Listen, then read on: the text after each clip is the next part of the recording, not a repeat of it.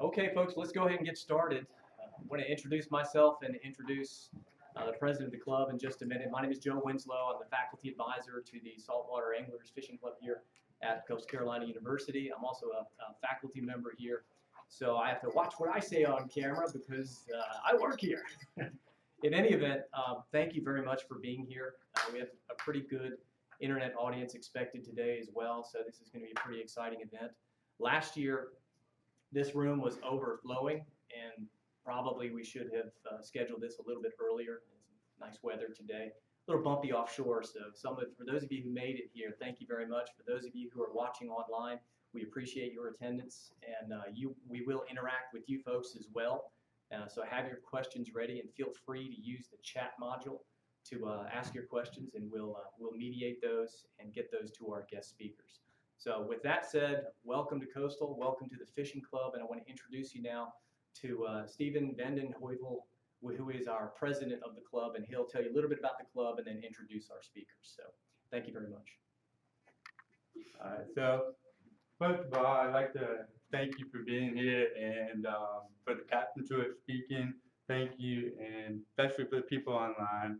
And asking questions, ask the captain questions. They're here to help you. They're here to help make you a better fisherman. They want you to succeed and catch more fish. And so this is basically one of our pictures at the Fishing Friday event. That's one of our big events in the fall. And we all go out to the beach any given Friday. You can find us in Garden City Jetty, catching sharks, redfish, bluefish, whatever will bite the line. And we have a really good time out there. And this seminar helps us raise money to do different events like that. And then helps us put on, we have a tailgate in the fall for every home football game. And we invite y'all to, come out here and have a good time with us. We're always set up in the parking lot if you want to come up here for a coastal football game. And basically, we fish the SKA, and it helps us with, the seminar helps us raise money for that, for our tournament. And it helps us earn money, and that's pretty much what the club's about. We love fishing, and we love just to learn more about saltwater fishing. I'd like to introduce our first captain talking about Blue Water, club alumni, and his name is Captain David Christian. Thanks, Dave. I appreciate that. How y'all folks doing at home? And thanks everybody for coming out here to the Coastal Club seminar. This is a great program. Joe Winslow helps them out run it. I'm an alumni of the club. Learned a lot from it, and they just do a lot for the community and local tournaments, and it's a great thing. So I appreciate everybody coming out and showing their support and giving these guys some funds to help support some of their programs they do later on in the year. Today, I'm going to help talk to you guys about blue water fishing. Last year, I had the privilege of fishing on the Underdog charter boat out of Murrells Inlet, South Carolina. We ran over 40 plus Gulfstream trips. That's the only trip we run. My captain, he's an eye doctor, and he doesn't like doing anything else besides Gulfstream, so we're pretty fortunate in that matter. Last summer, our charter book, I checked it before I got here, we got over 100 wahoo, 200 plus dolphin, over 200 blackfin. Biggest three wahoo was 92, 74, and 68. So we had a pretty good summer last summer, so the guys asked me to come here and share some info and share some little tricks that we have to help you guys catch some fish. Can you pull up a temp shot, please? Can do. Thank you. That was our biggest dolphin this summer on the left. That's a 45-pound gaffer. Guy's first dolphin he ever caught. I told him he should mount that one, and he did.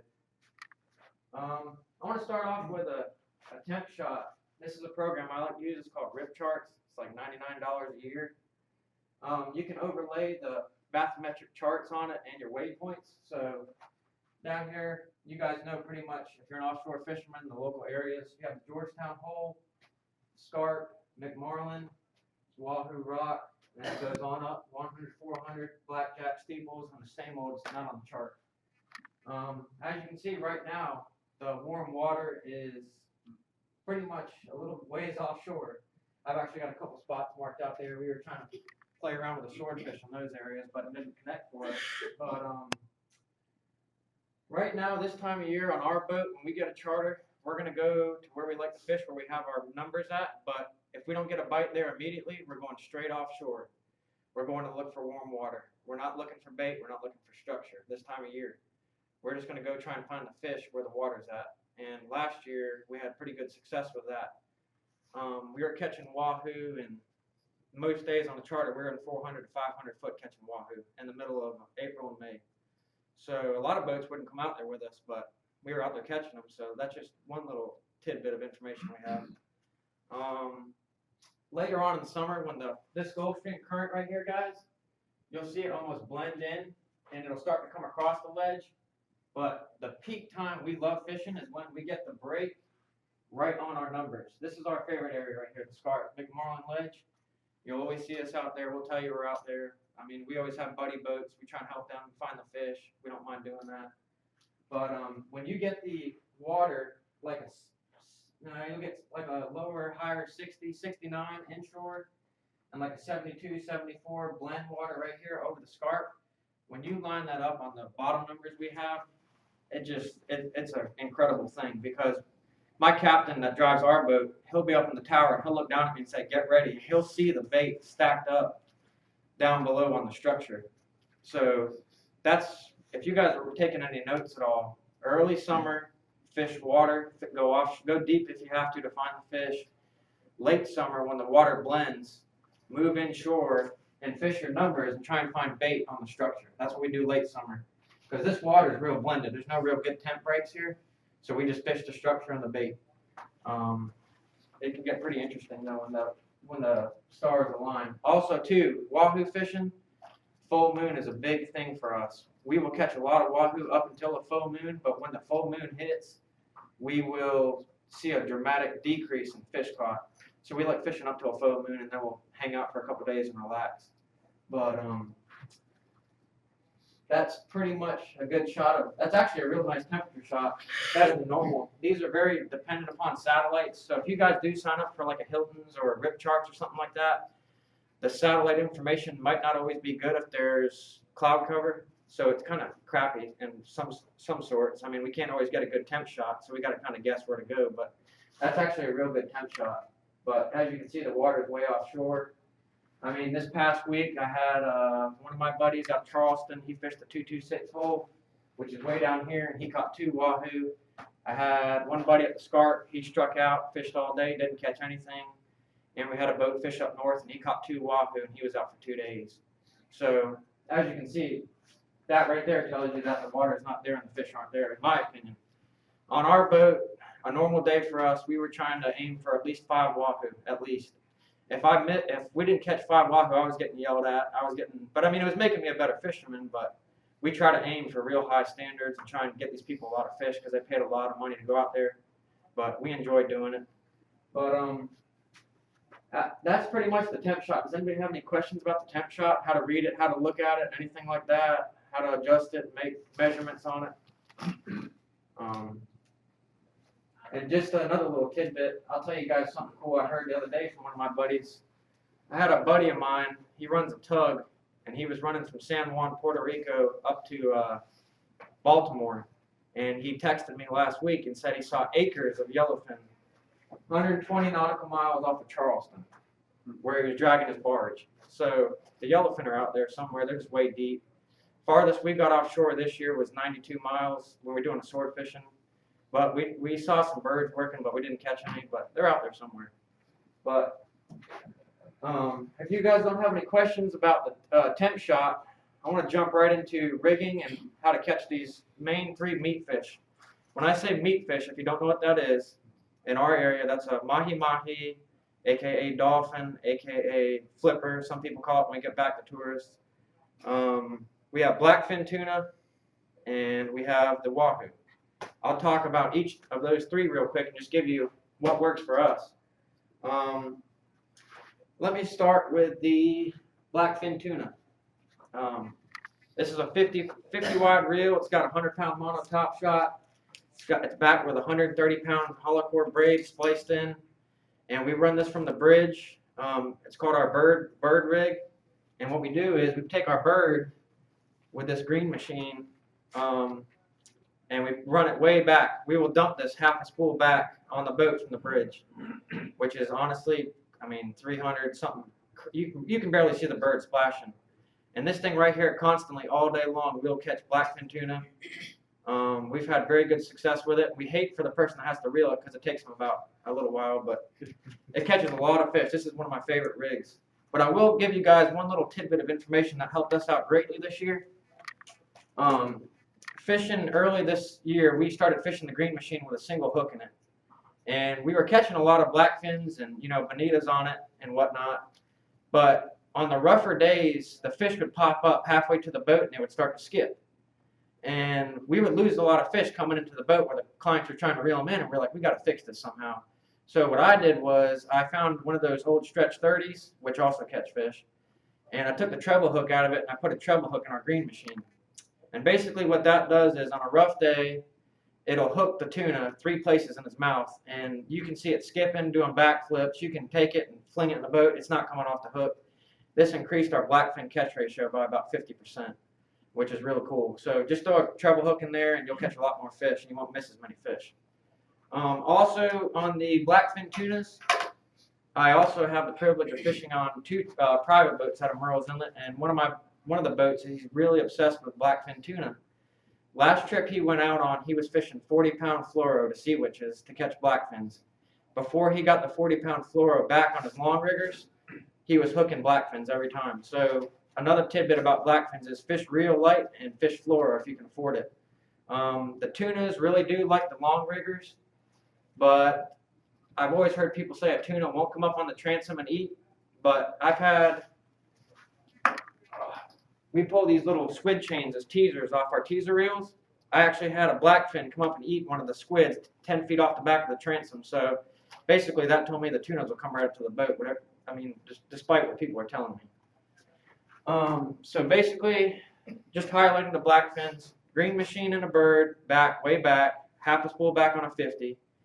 On your riggers, your long riggers, which I put them back for like 60 seconds, run real light fluoro with sea witches on it. Just light sea witches. I mean, everybody I know fishes sea witches. I tie these myself because I just like my own colors. But those catch a lot of blackfin as well. Next fish I want to move into is the... Can I ask you a question? Yeah, shoot. How about cedar plugs? Cedar plugs. Traditional tuna lure. Okay, I forgot to mention that. Thank you, Joe. He just reminded me of a great thing. If you are targeting tuna... I think I have one somewhere. Here we go. All right. Let's say you guys are on a Gulfstream trip and you have all ballyhoos out and you're getting covered up by bonitas and blackfins. Ballyhoo isn't cheap. So what we'll do is, as soon as we get covered up, immediately I'll take all my ballyhoos on my long riggers and my mid riggers out, and I'll put a feather on one long rigger and a tuna plug on the other one, and I'll start catching just tunas, and you will save a ton of money and you'll catch just as many fish. Biggest blackfin we caught this summer was 29.5 or 29 and a half, and I caught it on the cedar plug right here. I actually caught a couple wahoo on here and lost a couple too because it's mono.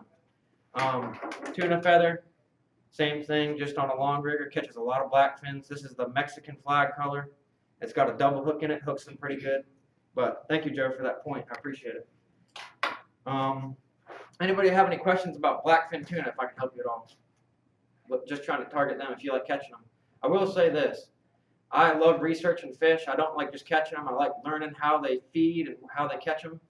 My buddies down in Charleston now, when I go down there, they just gloat to me because they are using 2 things that we don't have on my boat. Well, we have one, we just don't use it. They're kite fishing them with little squids and flying fish, trolling real slow, almost like a kingfish slow, dangling flying fish. They're destroying the blackfins. But my one buddy just got a black stick, aka green stick, on his boat, and he is just laying into the blackfins out of Charleston using little squids. I don't have any of the little 3-inch squids, the little flying fish, but that's another technique to catch them. Also, too, I had a buddy in Georgetown Hole this weekend. He brought 1,000 mullet and glass minnows to the hole with him. They anchored up and started chumming the water, and they caught 10 blackfins in an hour. He said you had to chum and throw poppers to keep them up on the surface, but they laid into them pretty good.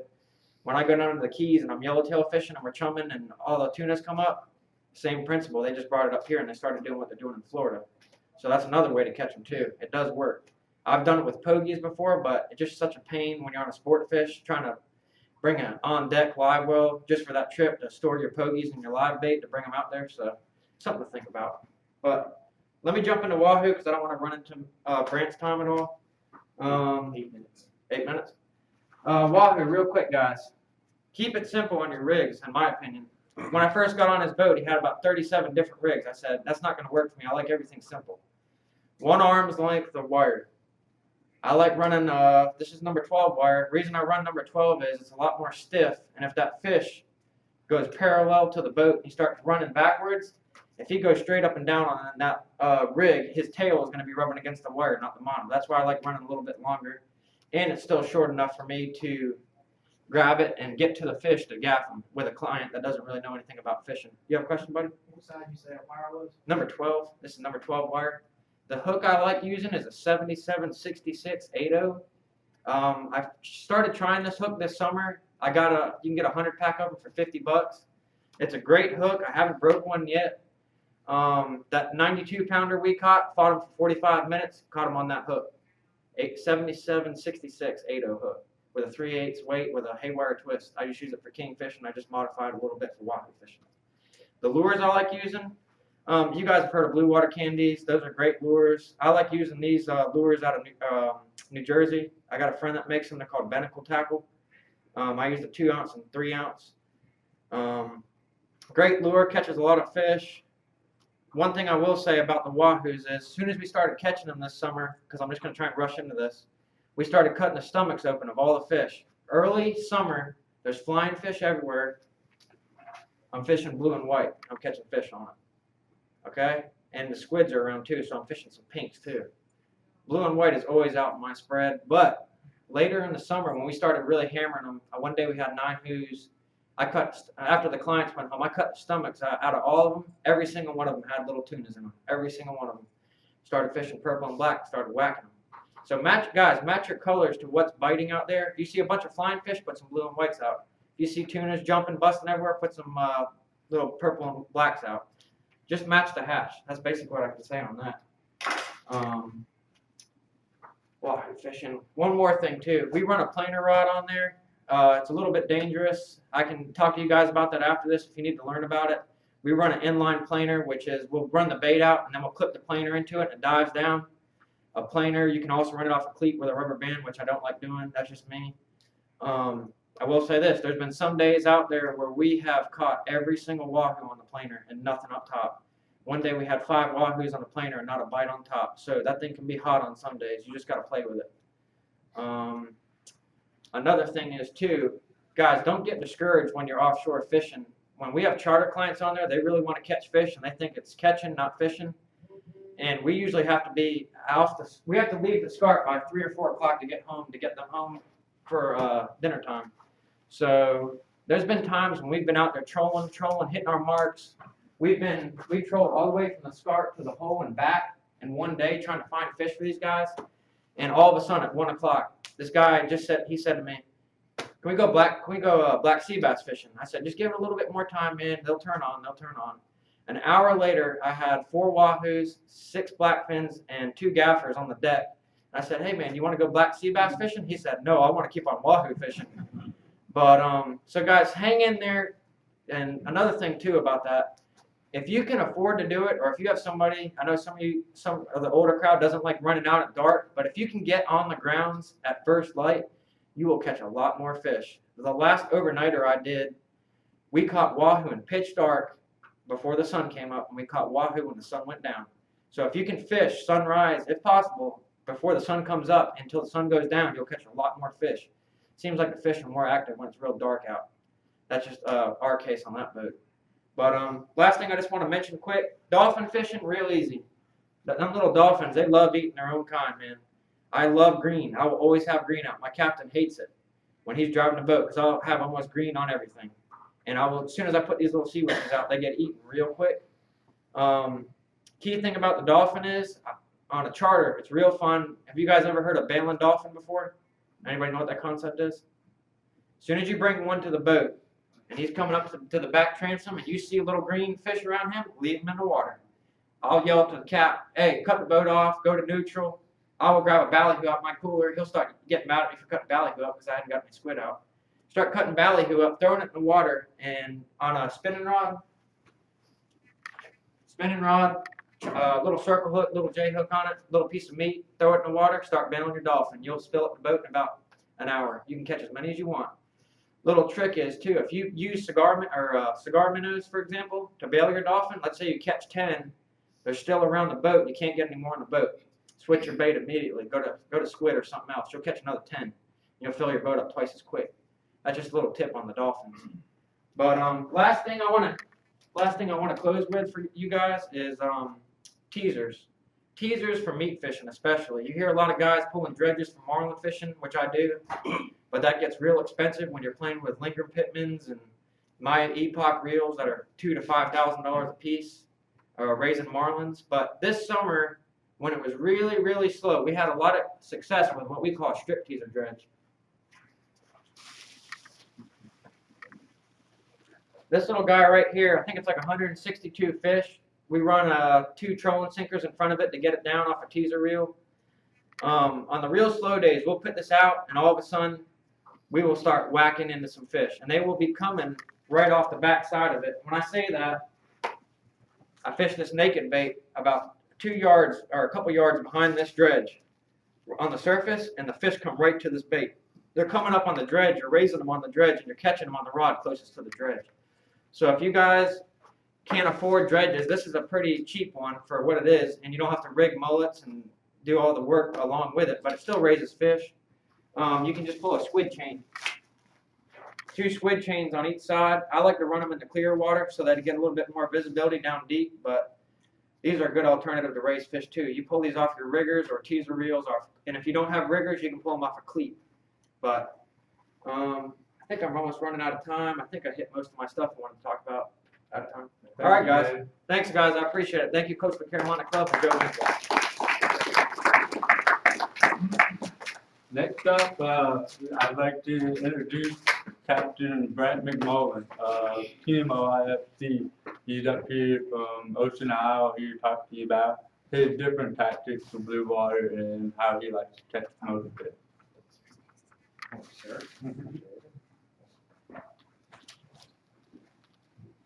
Thank you all very much. I appreciate it. Thanks. Thanks to the club and Joe for inviting me. Before I start, would like to commend the club, Coastal Carolina, and Joe for helping to build the club and keep it together. At the Ocean Isle Fishing Center, the club often fishes with us or through us there in our events, and I get to see the alumni come up through the program for the last at least 5 years. I can remember the guys. I've seen them, start from freshmen and all the way to graduation, and that's something that's near and dear to my heart into fishing is youth involvement in fishing, and for the club to be able to give the opportunity to these young men and women to get out, not only just fishing, like off your dock, but serious offshore fishing, to experience fishing like they most likely have never done before or may never have the opportunity to do again, to instill that value in them and experience, it's invaluable. And the club is just great for that, and for all of you all that have paid to attend or folks that are at home viewing, thank you for supporting the club. Good job to the club and their members for your hard work, and keep it up, guys. It's good for you. It's good for you and your, the stuff that you learn here, putting this program all together. It's very valuable to you, organization, and just in your future business skills, but further in team bonding and just, offshore fishing, which I tell kids a lot, growing up, or parents actually, that involvement in the outdoors, whether it be hunting or fishing, is a great way to help direct your children and the youth toward positive venues instead of a lot of the negative stuff that we seem to see today. Enough on that, but thank you again to the club, and thanks to Joe. I am with the Ocean Isle Fishing Center. My name is Brant McMullen, and if you haven't been on our website, it's oifc.com. You can visit there. We have a fishing report that stays very current. A lot of stuff going on in the report all the time, whether it be inshore or offshore. But today I'm here to just add a little bit on the blue water scene. Joe, could you possibly pull the temperature shot back up that you had a minute ago? would like to talk about that to start with. So I don't want to take a whole lot of time. I really prefer the Q&A, stuff. But I'm going to touch on just a few little. I brought a little bag of goodies of a few different things. Oh, gosh. Pardon me for disappearing. First thing I'd like to talk about is the temp shop that was brought up here was interesting. I use a program called Hilton's. It's realtimenavigator.com, and it's very similar to Rip Charts. I think the Hilton's was also mentioned in this, but actually it's interesting to hear discussion from our previous captain about what he's looking for in the temperature stuff, and to some degree, or I do agree to some degree, but to some I disagree, and that is, there's basically two different parts to our season, especially in the springtime. We have an early season and a later season, and to me that's generally dictated by water temperatures, or a pre-flying fish season and a post-flying or a post-flying fish season. And so right now we're in the pre-season, and water temperatures are generally going to be in the 68 to 70 degree range along the break. And so that's what we typically fish to. And as the other captain had mentioned, that he was advising to push off the break and look deep. For us, I really do focus in the 150 to 200 foot depth range for the wahoo. That's what I like to stay in. But what I'm really beginning to see, I'd always tried to find that 72, 74 degree water, but we've been catching quite a few water in 68, 69, and 70 degree water over the last couple of years, focusing less on water temperature and more on water color and breaks. So what we're looking for in the early season is a blended water. We try to stay, if we can find a blend blue-green and not a pure green, that's preferred. And also just very subtle small temperature edges that could be, say, 66 to 68 or 68 to 70. Lately we've had an edge out there that's been running around about that 66 to 69 edge. And what we do is on these temperature charts, some of these nicer ones like Hilton's and Rip Charts, you can actually use your temperature. They have a grid on there where you can set your minimum and set your maximum to change how the colors look together. So you want to play with that a little bit instead of just a general overall shot. For instance, in this scene, it's fairly generic. I would assume that the hard red would be, your pure Gulf Stream.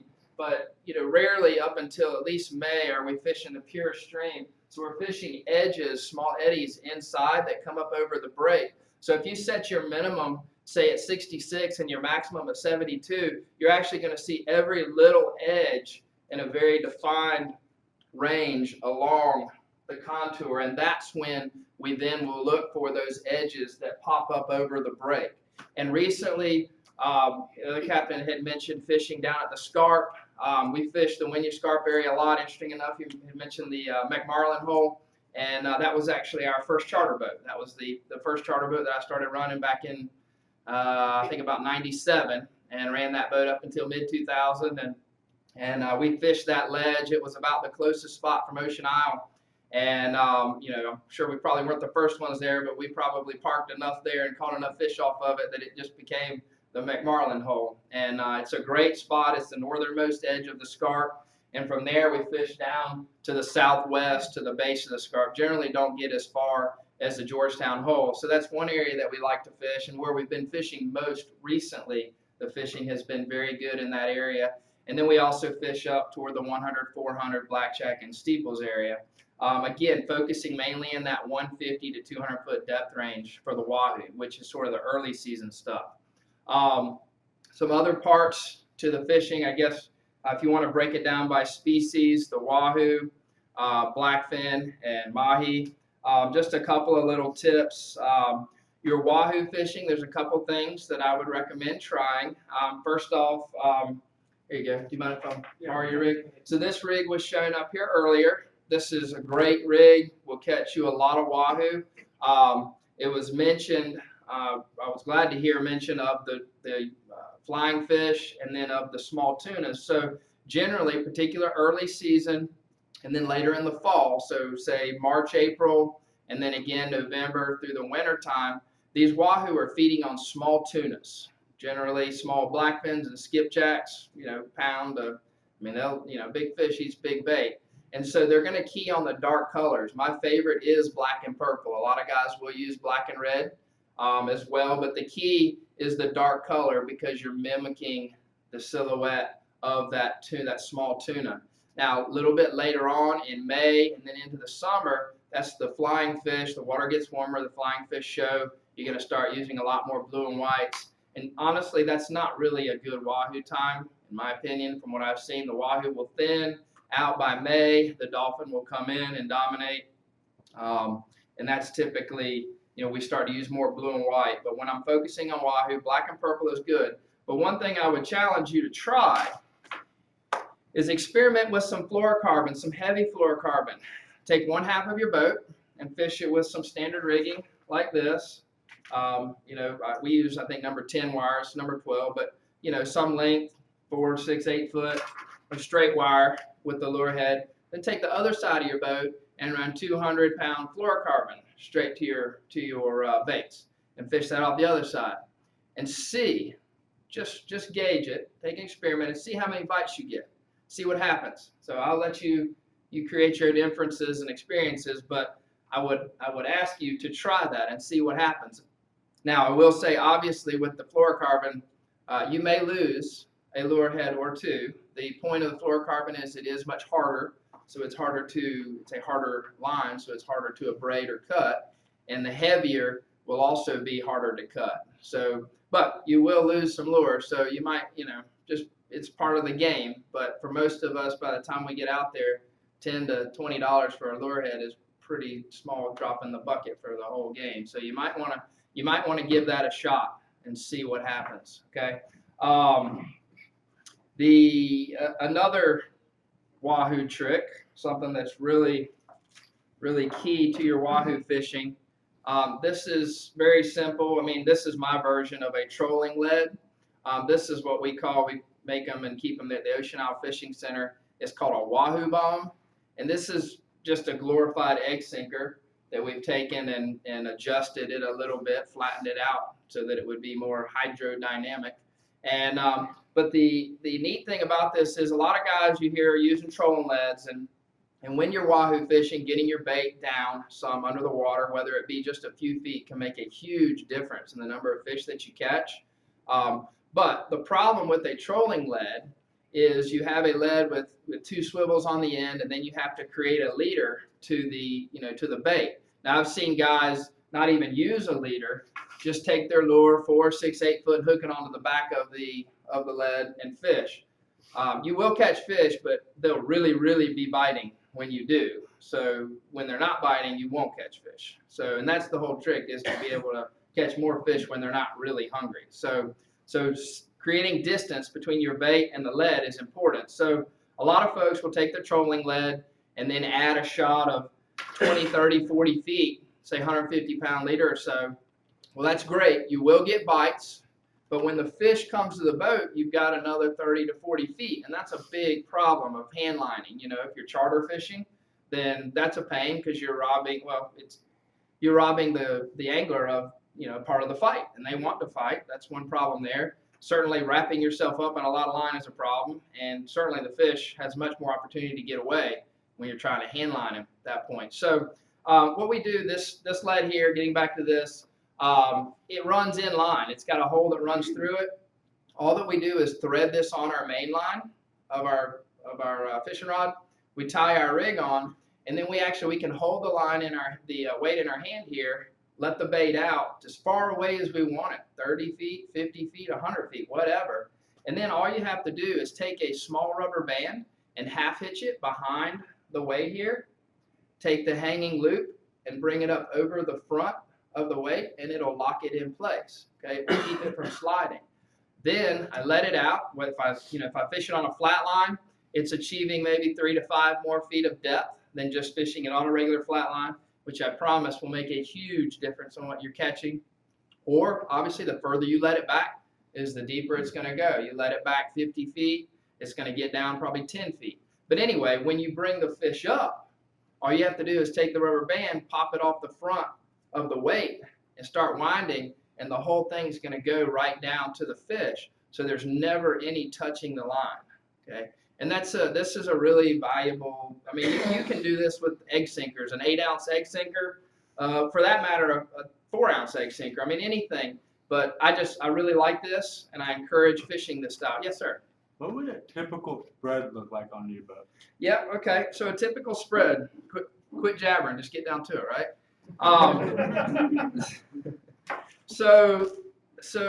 I guess there's two different styles. Again, you've got I said early season, postseason. We're flying fish. It's really before dolphin and after dolphin, really, because to me the dolphin season kicks in. It's generally around mid-May, and once the dolphins show up, they dominate a lot. And to be honest, they'll eat any daggum thing you put out there, really. They like surface stuff. They like greens and yellows because they eat their own kind. They like fluorescent pinks. But it's for me, it's the wahoo and the tuna that are the challenge, because to me, they require a little bit more to get them going.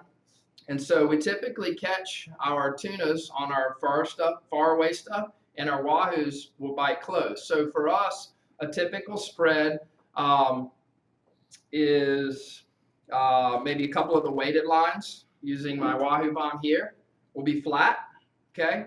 And so we have outriggers, but we don't have a big diesel boat, so we're just running a small center console, so we have just single riggers. So we'll run a flat line with the weights on them, then we'll run outside flat lines also with weights on them. So you have 4 lines spread close, and far with all wahoo right there in the center of the boat. Then on our riggers, if we wanted to try to focus on the tuna, we fish a lot of really small stuff.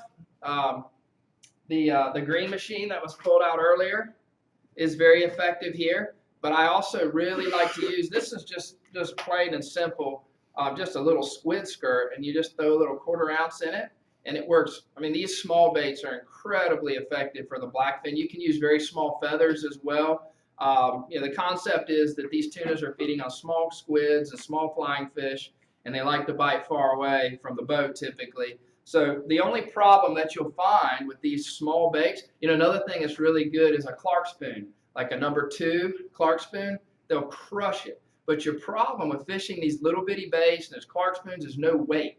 If you've got any wind whatsoever and you try to put that line back, you're going to get a lot of wind bow. And so then you got problems with lines tangling up. You've also got a lot of slack with fish bites before it actually pops the clip and comes tight. Same game. I brought this little, just as an example. This is a little, what is this, a 3-ounce egg sinker.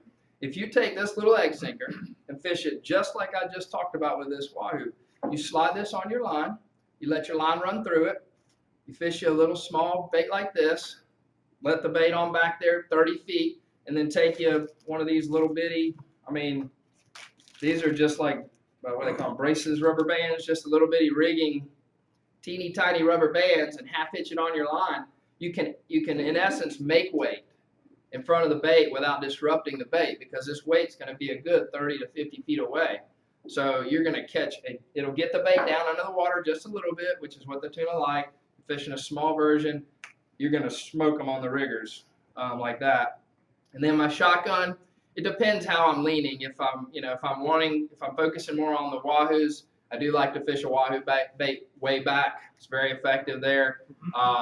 If I'm more tuna slanted or whatever, then I'll fish another feather or a cedar plug. Works really far. So I focus the wahoo around the boat and then the tuna along the back. And the last little thing I'll mention is the teasers.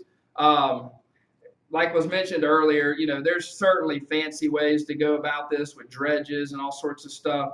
But when it comes to, in particular, dolphin season, May, if you want to add some real pleasure and excitement to your fishing, then throw a teaser out. The dolphin are not shy. If you've fished for them before, you know that they'll eat about anything, and they do not mind a boat.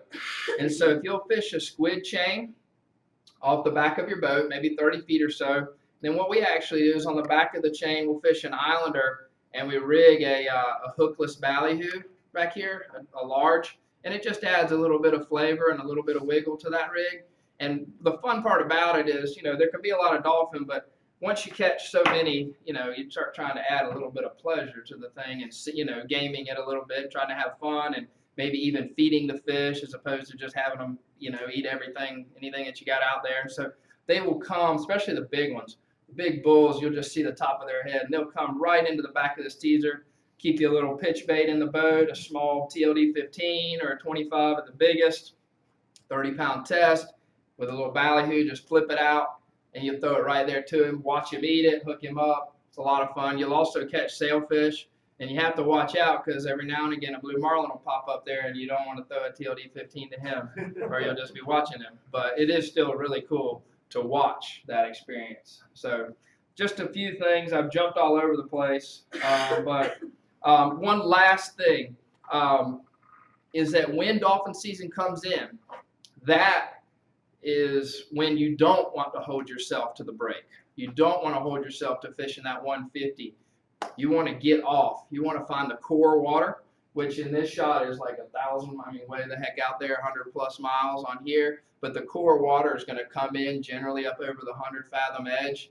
And you want to fish to that because a lot of times you're going to get a good edge right there, weed lines. But venturing off will catch you bigger dolphin for sure. And you'll also start to see more marlin, sailfish, billfish by doing that. So that's the way we do it. That's sort of a. I'd like to get both captains up here, and we'll have a fight. discussion with each other, kind of like a head-to-head type thing, Oh, yeah. and see like what tactic better, which ones work better. And for the first question, I'd love to ask, do you really prefer? What's the difference between having the fluorocarbon and the wire? Which one do you prefer?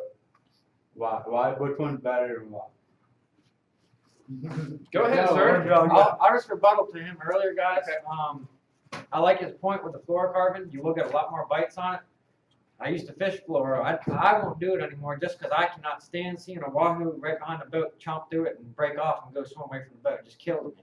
So I'm going to take my wire chances on that one. But you will get a lot more bites with the fluoro, like he's saying. Great point. And one more thing about the amount of the spread. Steve-O asked about the spread.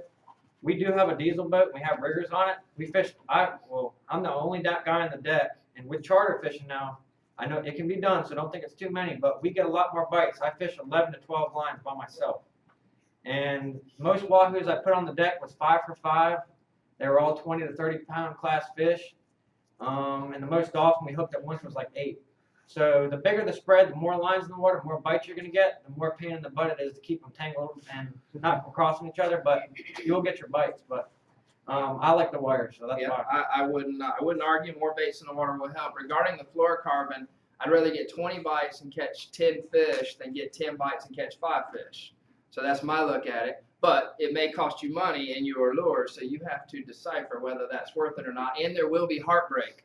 There will be heartbreak because that fish will pop off at the boat. And I'll be truthful, what we found too is that we do very well numbers-wise catching those average fish for here, which is the 30 to 45 pound fish.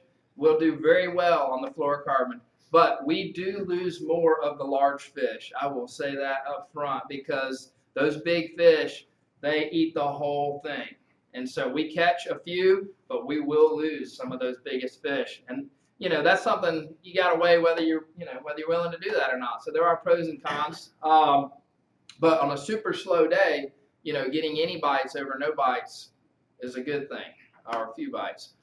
Regarding the spread, yeah, more baits, more presence in the water is certainly important. That's where your teasers can help you. It's not a lot of us have large boats that we can spread stuff out like that. And so you can throw teasers in the water, your squid chains as such, to try to keep more presence around you. And then since we're talking about, since you mentioned catching multiple fish at a time, it's probably a point worth making is, it's really important when you get a bite out there that you don't freak out, that you or your boat driver, the mate and the boat driver, but particularly the driver, doesn't freak out and just, it's a gut instinct to want to just pull that throttle back when you get that bite and that reel smoking off. When you get that bite, the best thing you can do is maintain what you're doing because, certainly dolphin and certainly tuna run in numbers. And, I think our wahoo fishing in this area is of all the fisheries that are going down, our wahoo fishing is increasing. It's getting much better, and more than ever, we are seeing multiple wahoos. They're almost always in doubles, and during the fall time, especially the fall, and even into the early spring, you're going to get what we call wolf packs, where they come in. So when you get that bite, you keep right on going. Just, I would say a good 30 seconds to a minute, you got to try to hold yourself back to give yourself the opportunity to get more bites. You want to ask that question? Anybody got any questions? Where's your breaking point on the Florida for your tunes? I mean, what's the lowest you'll go? Yeah, so, well, for actually these little small, I pulled out the little squid skirts, and I mentioned the small feathers and such. To be honest, I run a lot of them. I just run straight on my main line, which is either 30 or 50, because it's so simple to rig it. And that being that it's that light, I feel like it's probably not causing an issue. But yeah, I mean, 30 or 50 is plenty. I mean, the little blackfin, the rig that you had with the bird and that is an incredibly effective rig. Catches a ton of fish, and I get it charter fishing, but the problem with it is you got to have such big equipment to catch that fish. It's overkill. So that's a pro and con to try to deal with that. But when you go to fishing these really small feathers and such, then you can lighten up. And a blackfin's he's a 10 to 20 pound fish, so you can make him whatever you want. If you want to gear down and turn it into a real fight, then you can do that. And 30 pound is easily workable for that. You have anything to add? Same thing for the light fluoro stuff. If I'm fishing it, lightest I fished is 40 pound fluoro. Same thing as him. On my TLD 30s I have the Sea Witch, or the little squid skirt. I did the same thing. I like a little squid skirt with just like him, little egg sinker in it. But I will just crimp my rig right on the main line, and I'll reel right up to the fish. It eliminates the swivel in the water and all that other jazz. But if you get a cutoff, you're going to spend a couple minutes in rigging that rod back on the boat. You don't have another rig to throw right on there. That's the only con to that. Are you rigging that with ballyhoo? Yep. Okay. So just an important thing to note, and the difference is we're both holding up squid skirts, but he's rigging a small ballyhoo, which is more of your Hatteras style, tuna fishing, and I'm just fishing a plain little squid skirt by itself. So both of them are very effective, but just to be sure that you recognize the difference. One other thing too, when you start gearing down light into the 30 or 40 pound fluorocarbon, you are going to get wahoo bites, especially if you're fishing in this early spring. They're going to bite. They'll eat through that stuff in a second, that 30 fluorocarbon, 40. So you be careful. We run the cedar plugs a lot of times, the black and purple cedar plug. Great for tunas, also great for wahoos. Seems like we catch about 50% because the other 50 are going to cut that off. We really haven't found that the cedar plugs are very effective with wire. They just don't get the action that they need. So, anybody else have any other questions? Anyone else have any other questions? The Hilton SST chart and the Hilton app. Don't know. I'm not that sophisticated. You're a young man. I'm old. God. What speed y'all normally trolling? Well, I'm sorry. I'll get you. You said the Hilton app? Yeah. I honestly, Keith, I have not messed with the app at all. So I am unknowledgeable there. I'm sorry about that. It is Hilton has you can be a member of his website and get the SSTs. And in the morning before you go fishing, you can download it on your iPad or your iPhone. And when you get out fishing, you can use the GPS on it, and it shows you the exact location on your iPad or your iPhone where you're fishing, where the break was that morning before you left. Okay, so your last service that you had before you left land, it'll give you the latest shot of that. Yeah. I just wake up a little earlier and plug it up on my computer and then go fishing. But that makes good sense. That would be very effective. Sorry, trolling speed? Go ahead, man. On our boat, I can't give you a real definition of that because it depends upon current, wind speed, down sea, up sea, all those things come into factor. But I'd say 5 to 8 knots, somewhere in there. It just depends, man. If you're coming down sea, you're going to want to slow it down so you're not dragging stuff over the surface that's supposed to be down deep. If you're going up sea, you want to bump it up a little bit. So I'd say 5 to 8 knots on our boat most times, just because people like to hear a number. But you just got to play with your throttles, man, and see where your stuff runs best at and runs true. That's my speed on our boat. Yeah, we seem to run around 6.5 to 7. That seems to be fairly standard, and like you said, current. You can judge your current. Something that a lot of folks don't take notice of is how much current that they have out there, and you can tell that by just watching your speed at the different directions that you're going, and you'll be able to gauge, obviously, when you're going slower, where the head current is exactly, so that you can determine when you're going faster, down sea and such. And I'll be honest, we generally try to troll side current. We try not to troll into it or with it, if at all possible. And again, I don't. Same thing with the seas. You get out there and it gets sloppy. I don't like trolling dead up into it if I can help it. It just the baits will be surging back and forth as if you get into a good sea. So we'll try to quarter into them and try to sort of tack up into the sea as you're trolling. So about that, but 7 or so miles per hour knots, whatever it's close enough. I've got a question for our internet folks. Yes. What spread do you guys use, or how do you adapt your spread in heavy weeds? Oh yeah, that's a good one. All right, that's a good one. I'll let Brent go first on that one. You go first. No, that's a really good question. Great. And I'd love to see you run 11 lines. Guys, whoever's at home asked that question, it's not going to happen running 11 to 12 lines. Yeah. I try and run stuff below them, but if it's scattered weeds, it's real tough. I mean, all day long I'll be picking rods out the spread, clearing them, putting them back. All of a sudden I'll pop a left rigger with weeds on it, got to clear it, put it back out. You just got to deal with it. We try to stay out of them as best we can, but that's a really good question. I got to think of some more ways to analyze because that. there's really no great answer to that. It's a pain in the butt fishing scattered weed, and it will. So I think this applies to all types of fishing. You have to fish within your means. If that means fishing 4 lines effectively, then that's what you need to fish. There's no point in fishing 6 or 8 or 10 and half of them have weed on them. So you fish within your means. So cut down the number of lines that you're fishing, number one. You may have, generally when you're in a lot of scattered weed, you're into the dolphin season, and they're not going to have a problem coming to the boat. So the distance from the boat that you run your stuff isn't going to matter so much. So bring it up closer, tighten up your outrigger clips a little bit so you can wind stuff through the clips and shag the weed off of it through the clips, and then you can dump it back and throw it back right where it was very quickly without having to pull the clip down, let it out, or it pops out, and then you got to do the whole thing over. So you can speed it up that way. Another thing is, you probably can't, standard you're rigging your ballyhoos. If it's a Penn rig, the pin's going to typically come out the top of the head with the hook out the stomach. If it's just a copper wire rig, there's no pin. But either way, you can actually rig your bait in reverse so that the hook is inside the bait instead of out of the bait.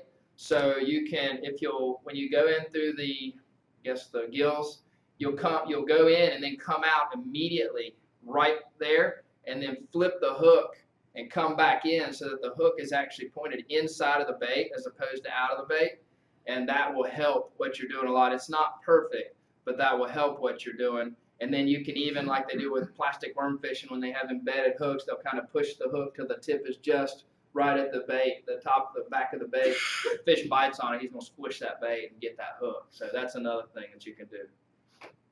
We got a question up over there. When you do that, do you fish lighter drags to let them eat it more, or do you still fish the regular drags? I don't change anything. No, they're gonna hammer it. I mean, your ballyhoo is just pretty soft.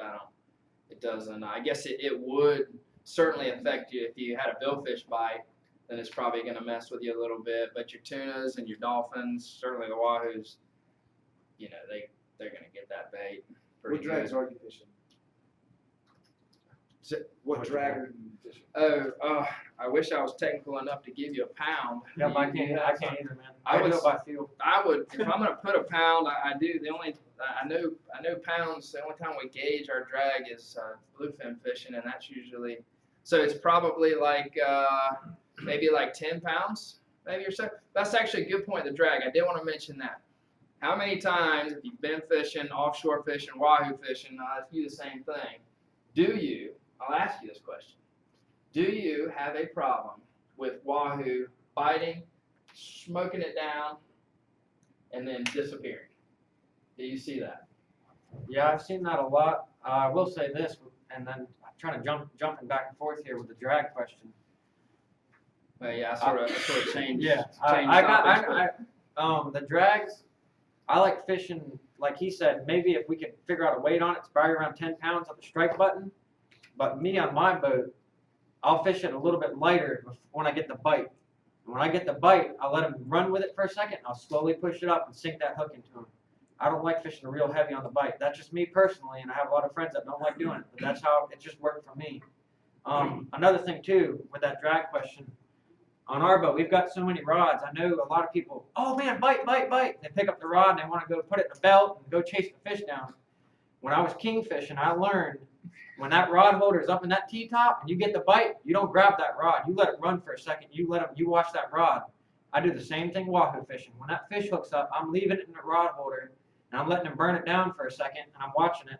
If he drops it, I'll pick it up real quick and drop it back to him for about 10 seconds and let him try and pick it up again. But I think you get a lot more success when you let him not feel you moving the rod around, feeding him it when you get the bite.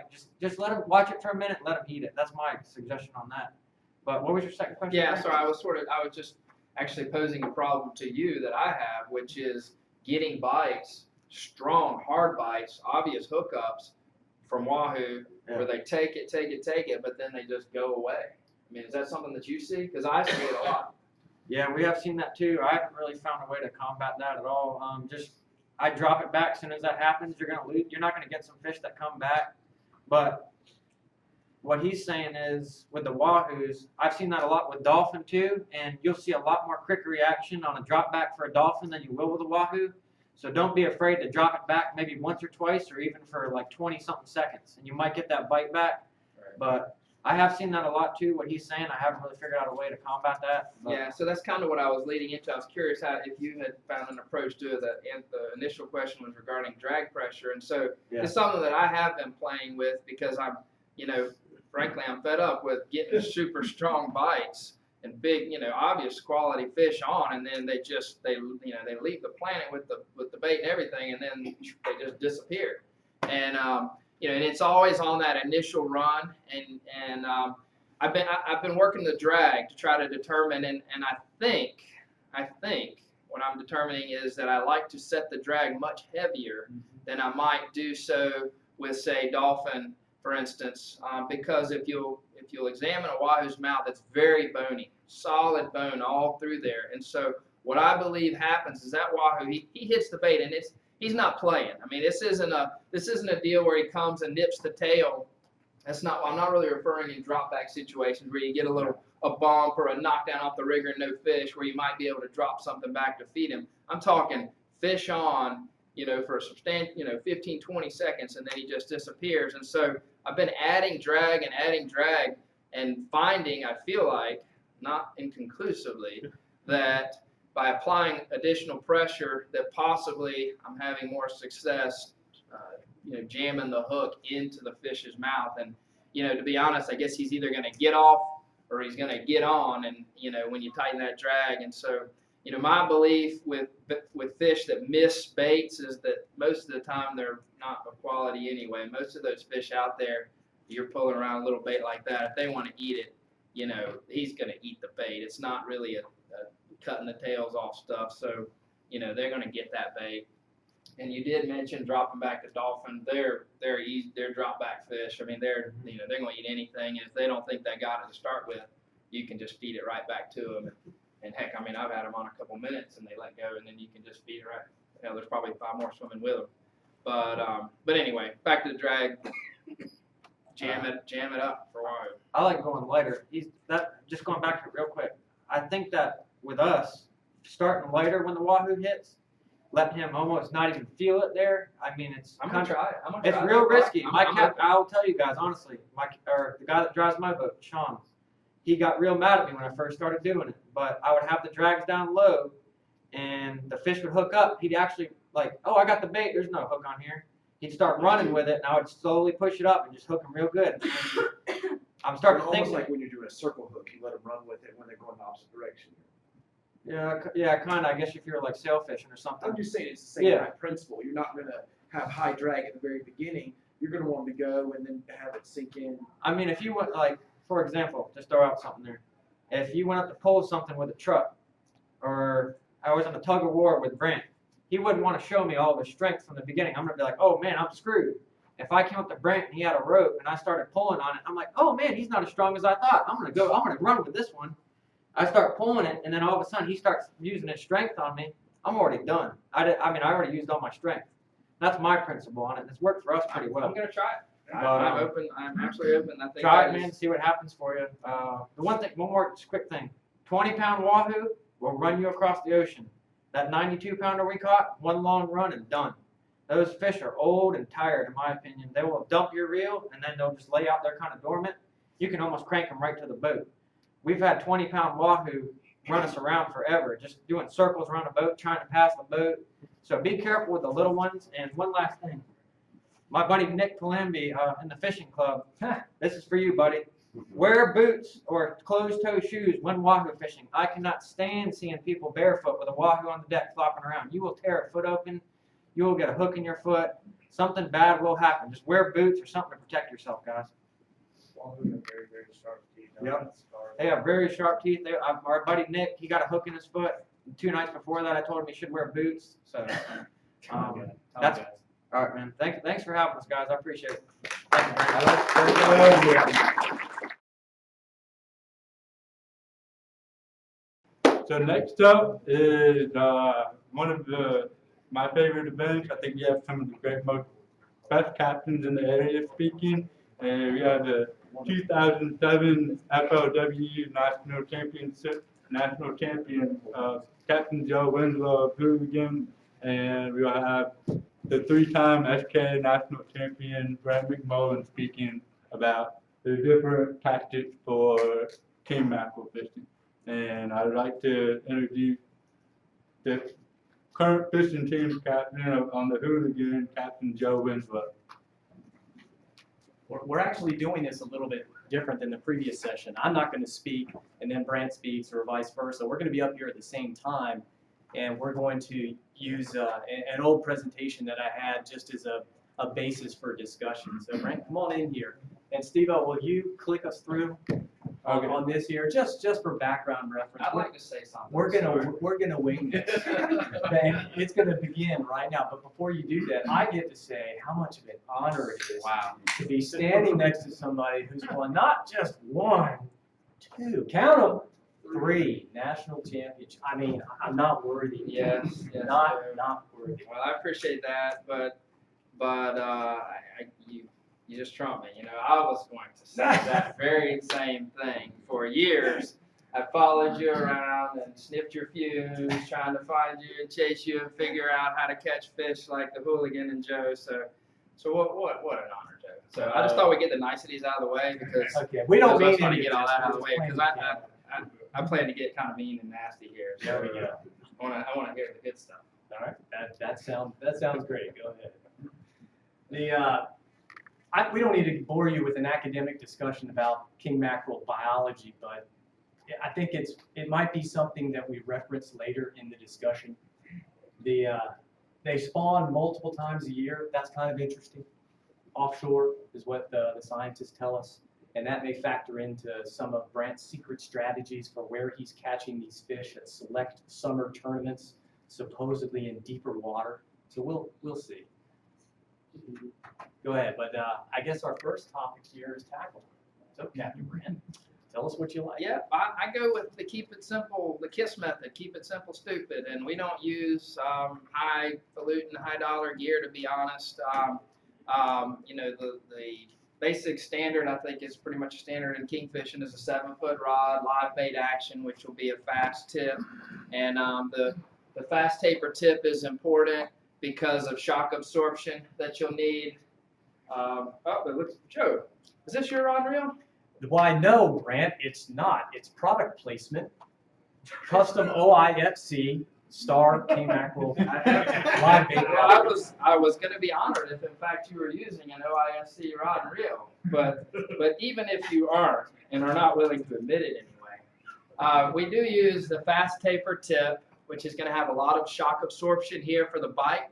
But what it's also really important for is being able to watch and read your bait. So that little bait just pulling on the end of that thing, that very small menhaden size of your hand, even a cigar minnow, you can see that rod working and you can tell that that bait is swimming. Or you can see just the littlest bit of weed. You just get a little bit of weed on the front of that bait, and that rod tip will go from doing this to just sort of hanging there like that. So you can read your bait a lot like that, all right? The reel for us, here you go, Jeff.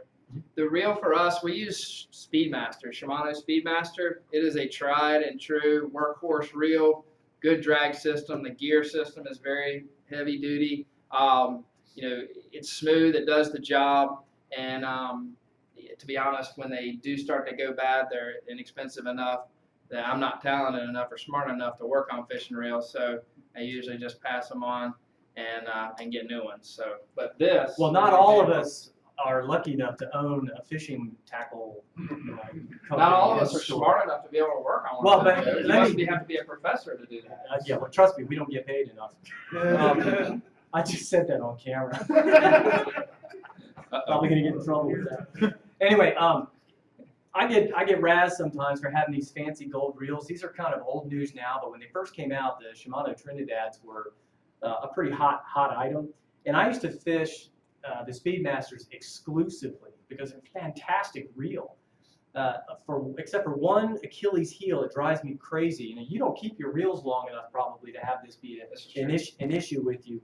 But I've had sometimes, if I'm not paying attention, when I take the rod out of the holder, sometimes that line will go slack just a little while you get it situated on your hip, and sometimes that line will loop over the reel, right there, right over the reel spool. And when that fish is smoking, this king mackerel now, live baiting, so you got light drag, screaming, it'll cut right through the graphite frame.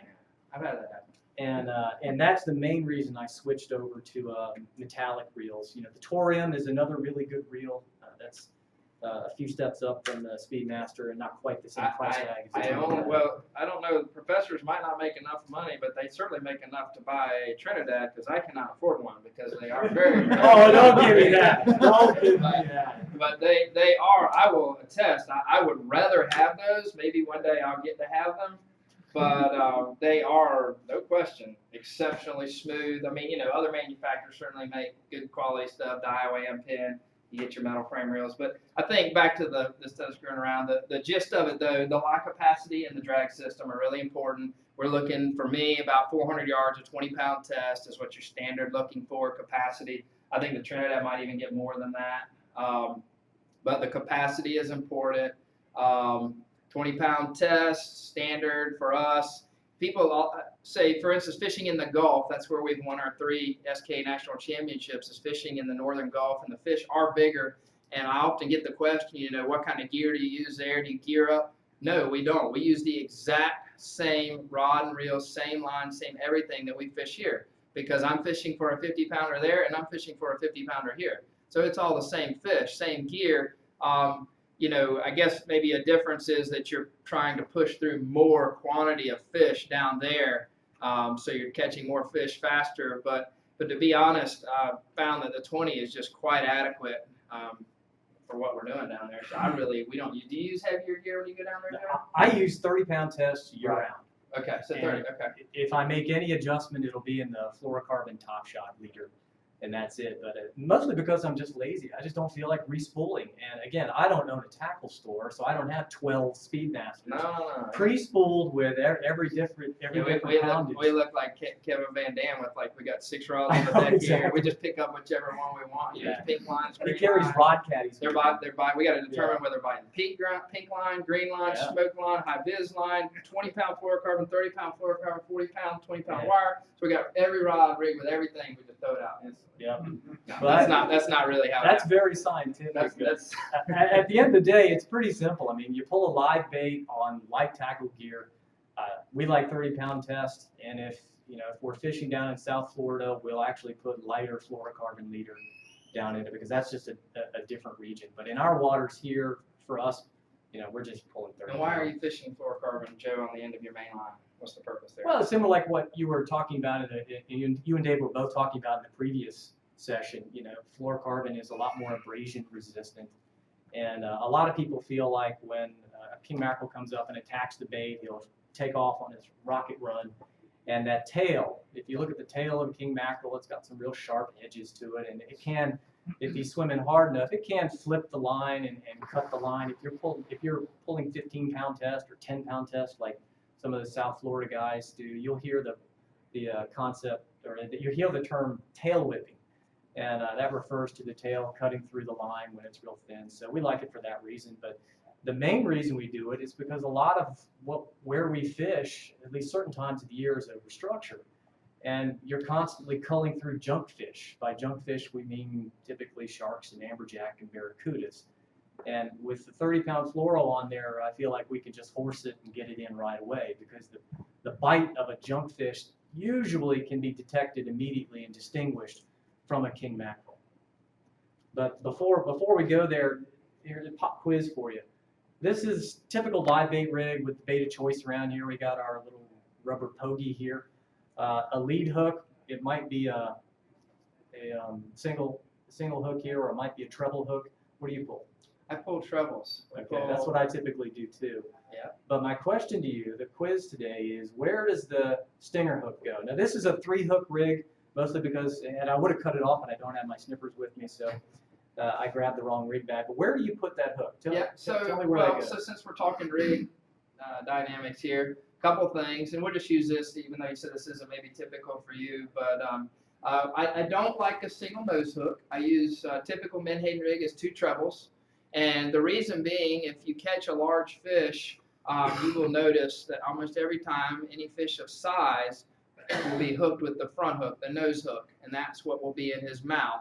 And that is because that fish has got a big mouth, and he's going to open up and he is going to swallow that entire bait. Okay, so I like to use a treble on the front hook, because that's the hook that I catch, that I feel like catches the bigger fish.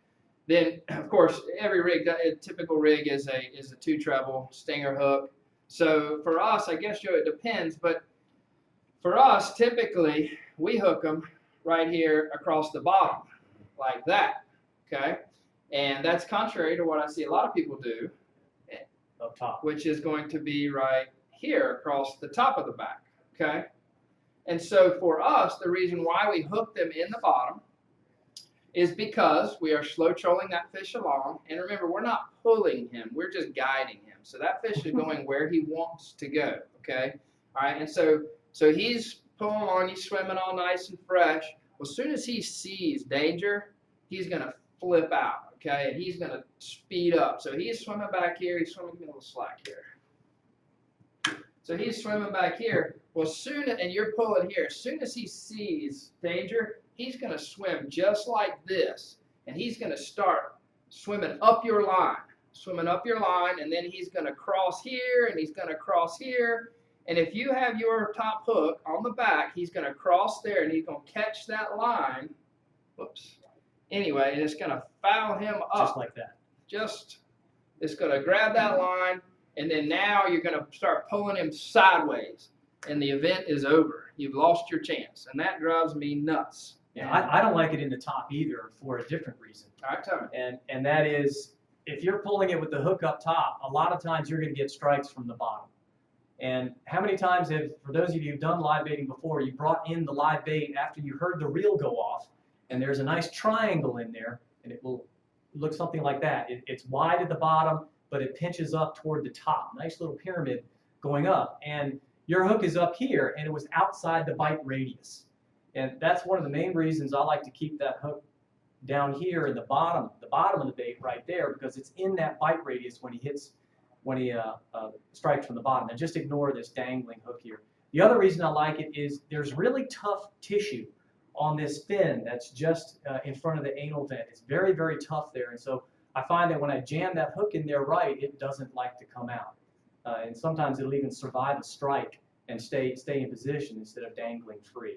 Yeah, that's a problem. So back to, if you hook them in the top of the back, and he swims up, he hangs on it. Well, if that stays tangled, it's going to pull him sideways, it's over. The other thing is it'll hang on it, and it'll pull that hook out of his back, so the hook is free swinging. And I don't care to leave my hook free swinging on a hardwire rig where everything is haywired, because these hooks will loop up over the front here, and then you have nothing here, and that's going to be a difficult catch. You know, if it's a really quality fish, you know, maybe he gets that, but you will miss a lot of fish for that reason. So I think we're in agreement on that, Joe. Might be. Speaking of having a strike when the fish swims up, what do you do when, we'll just leave it there. When the bait swims up, here, hold that. Yeah. When the bait sees a fish and gets scared and swims up past the leader and is swimming around here, even if they don't get tangled, sometimes the fish will strike at that moment and it will cut the line. It might get hooked, but it will also cut the line. So you might not even see the rod bend. You might just suddenly reel in a line that has no hook, no bait, nothing. It's just been cut. Do you have that any? is the number one way that we lose fish. Yeah, That it's is a the huge absolute frustration. So number one way that we how lose do fish. you combat that? Number one is understanding when it's happening or when it's most likely to happen, and that will have a lot to do with the bait that you're using. So the bigger, more hardy, faster baits are going to be a lot worse for that. Your bigger bluefish, your bigger mullet down in the Gulf, the blue runners are terrible for it in the Gulf because they're so strong, so hardy, and they have no trouble kicking it in high. They're just on cruise control when you're pulling them, but when they see danger, boom, they shoot up that line. And man, it's a terrible problem. And to be honest, it happens so fast a lot of times. I mean, we lose. I mean, I can picture quite a few. We lost the U.S. Open one year. I'm very confident on an exact scenario like that. And That was the bluefish at the River Channel, right? Actually, that was Wrightsville Beach. We lost that one too, and that was. I remember your dad Yeah, telling us we have a laundry list of we have a resume and then a should be resume, which is like about twice as long. All fishermen have one of those. Yeah. But no, I mean, if anything, maybe somebody can try to get to that reel and maybe try to keep the slack up out of it. Or I don't. Do you speed up in your turns any? Do you work the throttles? No, I don't, Joe. I don't speed up in turns because I actually like the fact that the line goes slack because I like turning and having the bait swim down. I don't have a good solution to the problem. I'd love to hear if you do. No, I don't either. I'm trying to learn from three-time national champion. Yeah. I guess we both caught enough of them that we made up for it. But it is a problem, and it's just part of the game.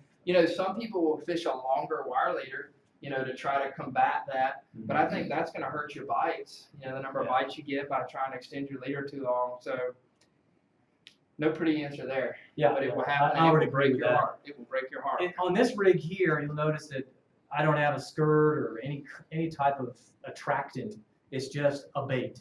And this is probably 99% of the rigs that I tie look just like this. And if it's big baits that I plan on pulling, it'll have 2 stinger hooks. If it's just a pogey, it'll just have one hook. But I've seen you pull color before in your spread. So what's the secret there? Yeah, most of our stuff is naked. I like to let the bait do the work. But we will generally pull something with some kind of a skirt or something in front of it just to try to create a different look. If I'm using a skirt, it depends on the watercolor actually. So if I'm fishing typical king mackerel, king green water, I like green we call it the green bean, which is a dark green colored skirt. I like that. If we're fishing the blue water, then we'll usually use some version of mylar or pink in front of them. And again, that's just to give a bait a different look. I don't like throwing a whole spread of all sorts of stuff out there. Okay. The other thing that we do, this is the world famous Yeehaw fish call. All right. This right here caught the 74-pound king mackerel. Okay. Or it didn't actually catch it. It was in front of the bait that caught our record-breaking king mackerel. And what this does is it creates hydrosonic sound waves in the water, and it spins. And there's some other versions of it, but it creates some sound, it creates some commotion. And I'll be honest with you, there's two ways about this thing. It'll either be great or it'll be terrible. I fish 5 lines, and I'll give 5 bites, and if I fish every line but this one with one, some days I'll get no bites on this one. Other days this will be the only thing I get bites on. But where I particularly like to deploy it is going to be in off-color water. So because of the sound and vibrations that it creates, it will help to attract or draw the scents to the fish. And so generally, unlike a skirt, which you fish right on the bait, we usually rig this about 12 to 18 inches in front of on your wire. So like, yay, okay? And really, most of the time, that's all you see. You run wire leader to your bait, and then you'll run your fluorocarbon off this end. And like I said, it's certainly nothing that we put on every rod that we have. We'll fish one of them and kind of watch what happens, because as I mentioned, some days they won't touch it. I don't know what it is. It's like a plague, but then there are other days where that is all they will bite. So, as is, and with all fishing, you have to decipher what's working and what's not working. So What's the pattern of the yeah, day? yeah, what's the pattern? So this is just a little thing that we throw on there sometimes. But Steve-O, can you advance to the bait slide?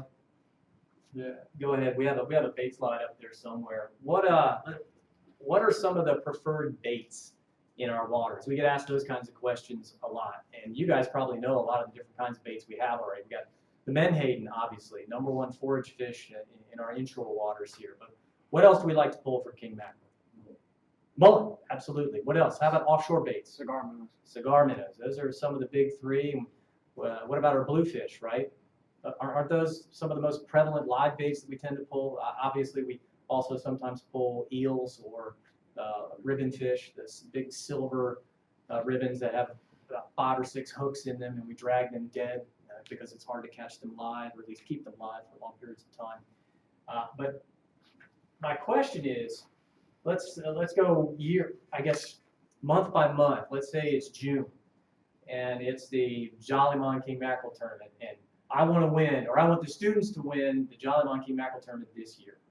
What's the bait spread that they should be pulling for that time of year? yeah, so well, you have to understand what's going on with the fish. So since we're mentioning a specific time period, this year the tournament's going to be about June 20th, which is actually about a week later than it has been a couple of years before, just because of the way the calendar's rolled around. But that's a transition period. The fish are moving in from the offshore depths, the 100-foot range, into the 65. So if I'm focusing in the shallower water depths, if I'm fishing like the jungle or the shark hole, and those general area, that general line in that 55 to 70-foot range, say, menhaden certainly a target. The #1 bait that we're going to use, ribbon fish, and bluefish and mullet. I mean, those are the big ones. We won't fill a spread. Your mullet and your bluefish and your ribbon fish are kind of what I consider bigger fish baits. And we don't fill a spread. If say we're fishing 5 lines, I don't throw, all of those out there at one time, and then no menhaden or 1 menhaden. I'll throw mostly menhaden, say 3 or 4 lines out there, and then maybe 1 or 2 of the big bait lines. So maybe 1 bluefish or 1 ribbon fish at a time, just again trying to give a different look to, instead of just a consistency across some bait that looks a little different. Now, if you're fishing further offshore, some of the deeper water, 80+ foot of water, we found that cigar minnows are the bait of choice, a key out there. And so, live bait is, by far the choice. But even dead cigar minnows can be extremely effective. Many a fishing tournament, and whether it's a tournament or not, many a fish has been caught, more fish have been caught on cigar minnows than dead cigar minnows have been caught on anything, period. But even big fish will eat the dead baits, and particularly in the deep water. And also, to be honest, ribbon fish work really well out there too. They do. We found that they will eat those. So the problem that you have in your deep water is you get more trash fish, particularly the jacks. The jacks get real bad when you get offshore, fishing around structure. And so, to be honest, dead bait can be your friend when you get into the deep water, because the jacks, the cudas, they're going to wear out the live bait. They love blues, mullets, menhaden.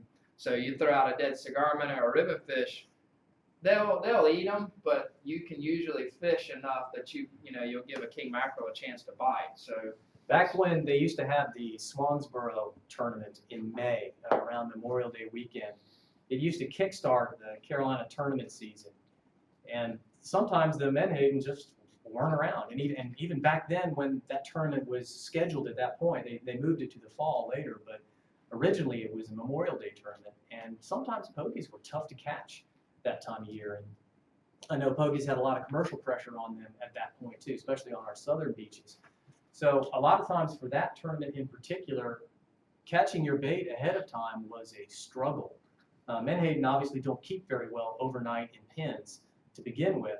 Something that we experimented with and seemed to work really, really well for us in that tournament. And they don't have it anymore that time of year, so I don't mind talking about that. We would actually go out and jig up cigar minnows. We'd spend a whole day jigging up just those jumbo cigar minnows. And those things will live indefinitely in a pen.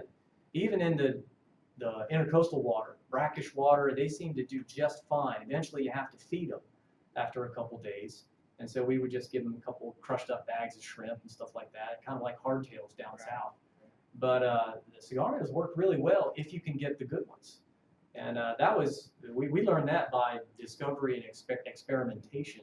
And that worked really well for us that time of year in that tournament. The other bait that worked really well, in fact, the bait we won Swansboro on one year was a beeliner. When we were out there on site, we were jigging up baits and catch these jumbo beeliners and deflate their bladder and pop them on a 3-hook rig. And we're mostly just drifting at that time of year. We're not slow trolling that much because the areas we're fishing, at least where we like to fish typically, were very, very big. And we would just go to a point up current and just drift down with it. Depending on the wind, we'd bump troll it if we had to, just to keep the line straight. But the big cigar minnows and the beeliners work pretty well for us out there too. Yeah. Just you mentioned jigging bait.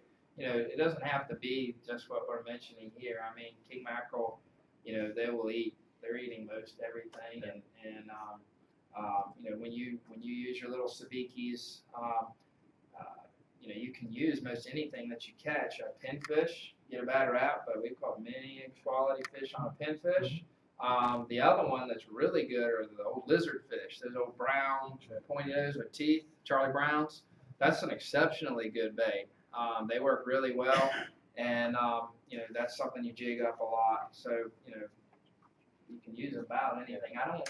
I will tell you that fishing in the Northern Gulf, we have had the opportunity, because in some of those deals we got into such incredible bites, we have messed around with the fish and played. We started out, we did catch one on a pickle one time, that's on the internet, and that was interesting. But we got out there playing, we caught one on a flounder. That happened, and so I mean, I think they'll eat about anything. You know, one of my favorite flounder stories is fishing in the inlet back home, drifting in, just flounder fishing, and my aunt caught a very small flounder, and as she's lifting it out, she's handing it over to me, still on the line as it's coming out of the water, to take it off for her. And about a 30-pounder skied, and hit the bait, didn't bite it, but hit it and landed right in the boat. This was a 16-foot Carolina skiff, and it tore it to pieces and freaked us out. And all I can still to this day hear her screaming. But that flounder was breakfast on that particular day. So that'd be an interesting how story. long ago was that, Jay? Oh gosh, that was forever ago. I mean, I date myself by the boats I've owned. And so the 16-foot Carolina skiff, that was the first boat I ever bought, ever. Right. And I guess that was 92, maybe, something Okay, like that. early 90s. Yeah. Gotcha. So that's been a while. Anyway, a question. While we're talking about bait and jigging, let's say if I'm running offshore and it's a tournament and I want to catch big mackerel because I want to win the tournament and it's slick calm, I'm running in 80, 90 feet of water, and we see these big pods of cigar minnows and threadfin and Bostons and other bait busting up near the surface, and it just looks so fishy. But yesterday, they caught fish at spot X, and that's what I got plugged into my GPS. How do you determine? I guess this is a strategy question. Do you even bother to look at that? Or do you stick with your game plan and go to spot X? In order to achieve greatness, you must be willing to risk everything. So if you do what everyone else is doing, then you will do as well as they do. So if you are attempting to be great, then you got to risk it. And so if you, I guess it comes down to, you know, for us is, you know what pieces of the puzzle have to be there, and the bait is a huge piece of the puzzle, and the fish are going to be where their food is, and And another thing is fishermen like to fish around other fishermen. And I won't knock anyone for it, because I find myself, one of the hardest things to find when you're fishing is confidence. And when you're around other people, it just helps to give confidence. But it's a catch-22. You're around, I'm fishing beside you, because if I'm beside you, I feel like I'm in a decent spot. But then I get to watch you catch a fish. Come on. So you can whatever, you turn around, so whatever. But I'm just saying, as a general, I feel better. I get a little confidence because, okay, well, at least Joe's here. Maybe I'm not alone. But then Joe catches a fish, catch-22. Well, damn, Joe caught a fish and I didn't. Now I'm mad. So at least when I'm fishing by myself, I don't have to watch somebody else catch a fish beside me. That's the good thing about it. But if I go by myself and I'm not catching anything, then I have problems with confidence. So you got to, it's a balance. But I ask you, Joe, how do you handle it? Or do you take the risk? Do you stop? Will you take your time and The guys in the fishing club will tell you that I am a very impatient person, and if the situation popped up and we're running out and we see that bait ball, we might stop, twirl it a couple times. I guess it depends on where we're going. But since this seminar is mostly targeting our waters, if I saw it here and it was a tournament day, I might stop if it's just a massive school, especially if I see stuff busting in it. You'll see big slashes going through the school. That's probably an indicator something's feeding. But these guys will tell you, 2 or 3 twirls, I'm done. And some of those offshore schools move really fast. Sometimes it's hard just to keep the boat up with them to really put your time in. And that's maybe a character flaw. No, I want to argue that with you. I mean, we don't set up camp, and they are hard to keep up with. But I will, what I was getting at though is it is worth the time. You have to take some risk. Generally, when you're king microfishing, we fish similar. I mean, we don't, if the fish is going to bite in the first 15 minutes, if he's hungry, if they're feeding. If you're fishing a spot that hasn't had a lot of pressure, with no pressure. I believe that. No pressure. Some of these spots, the well-known spots, sometimes they're like clockwork, and the lunar, I think, will impact that. But if it's a virgin spot or just a less-known spot, less pressure, if they're there, they're probably going to start biting as soon as the first baits go in. And that's why it's sometimes a boat race. Right. But yes, stop. I encourage, and you say, if you see something visual, give it at least a few minutes to determine if it can be the right spot. Well, let's move on to the next question. Let's not waste any more time here.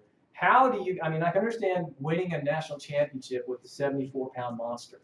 That is incredible. That's a fish of a lifetime, obviously. Hats off to you. But good God, to fish in the pack and do it twice in the middle of all these other boats, you can't tell me that we're all doing the same thing. There have to be subtle things that you're doing different. Well, I have So, a 4-year-old. out with them. I have a 4-year-old son and a 9-year-old daughter that carry pockets full of luck with them. Okay. And that answer's not good enough in this audience. well, one thing I will say, one thing I am very proud of in our fishing is that we do it as a family. That is, we have 3 generations, my 2 children, which are 4 and 9, little boy, little girl, Braden and Caroline, my brother and I, and my father. So to me, that's something that I'm most proud of. We are not a group of hardcore, grungy guys out there. We are a full family. And the good part is everybody does a job. Everybody has something to do, even down to little Braden and Caroline. They have jobs. And so I guess it's the difference. I think somewhere that we excel in fishing is being in a bite. And, we all seek to go fishing and to land on the fish and to get in a bite. And that is where the fish are they're there and they're eating, and then it's just a matter of catching. So that's a great scenario because you get to wipe away all of the subjection of, what bait to use, what depth, where are they going to, the hardest thing is, are you going to be in the right spot? There's, a million spots out there, and what are the chances that you wind up in the spot where the big fish are? So you can wipe all that away, and you can put us where we know that the winning fish is going to be, and that happens here too. In the fall time, Cape Fear River Channel, you know that for the U.S. Open, if you go to the Cape Fear River Channel, at least it used to be like this. It's kind of a little slower the last couple of years, but you knew that you could be somewhere, be around the fish. But But anyway, from there for us, it was really a matter of efficiency, Joe. I feel like, I mean, I can't say we're any better than anyone else, but we're very efficient. We never stop fishing, ever. We never stop trying to get more fish on the line. So we're trying to always keep fish on. So as opposed to some teams I see, get a bite and, Clear the lines. everybody starts running around. The guy with the rod shoots up to the front, and there's some yelling, and then the boat's turning, and wheel wash flying everywhere, and lines, and somebody's whining.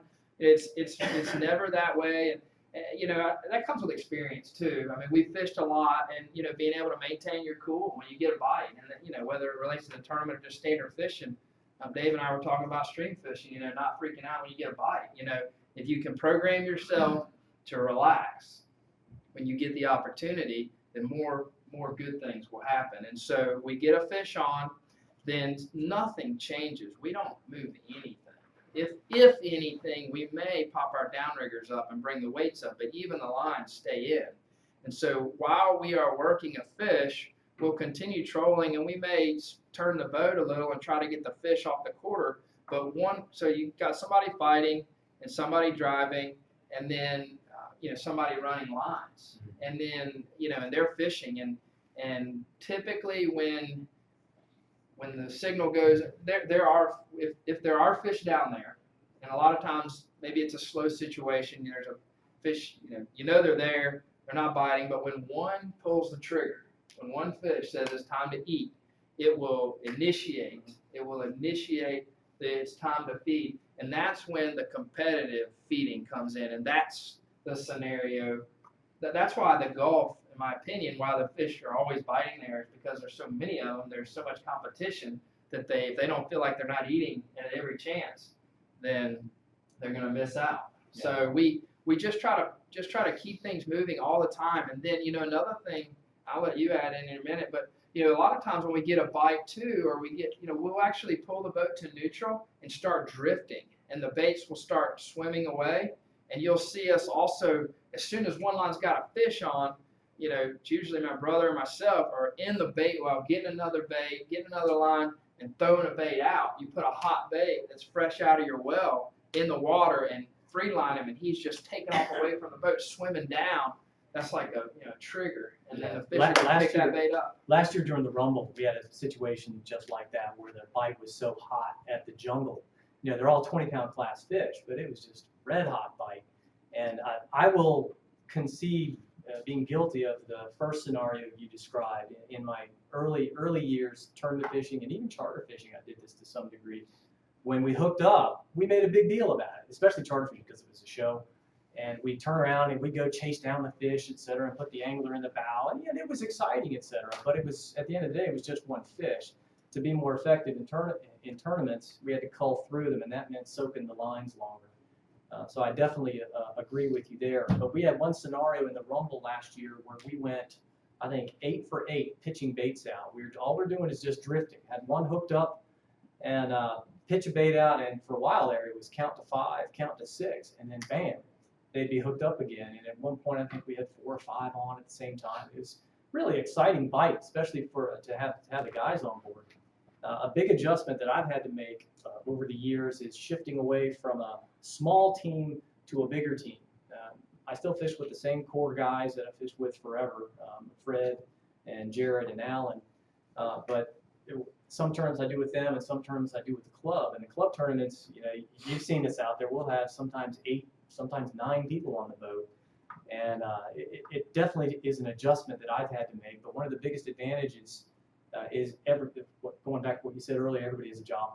And they're all tending lines. When we hook up, every single person picks up a rod, and we might clear the downrigger, but everybody just holds the rod and they tend it. And if the fish is swimming at the line, then we'll bring in the line that's in the way and then pitch it out on the other side and just keep stuff in the water, keep it rotating, keep it swimming. And that's worked well for us also, getting multiple bites. Yeah. When you're biting more than one fish, how do you keep them from getting tangled or getting cut off? Oh, that's a good question. Let's make it even more interesting. Let's say the tangle is not on your boat. You tangle up with another boat.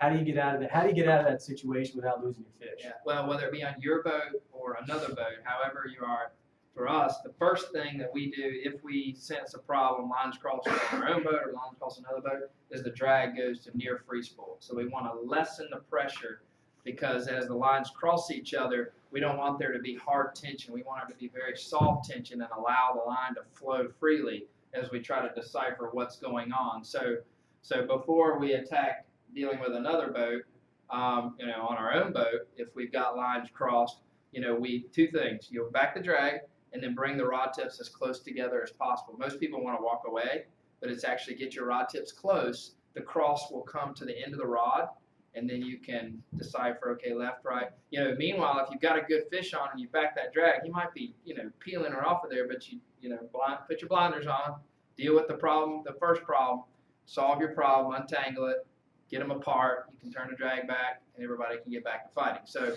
again, goes back to the same thing. Don't panic.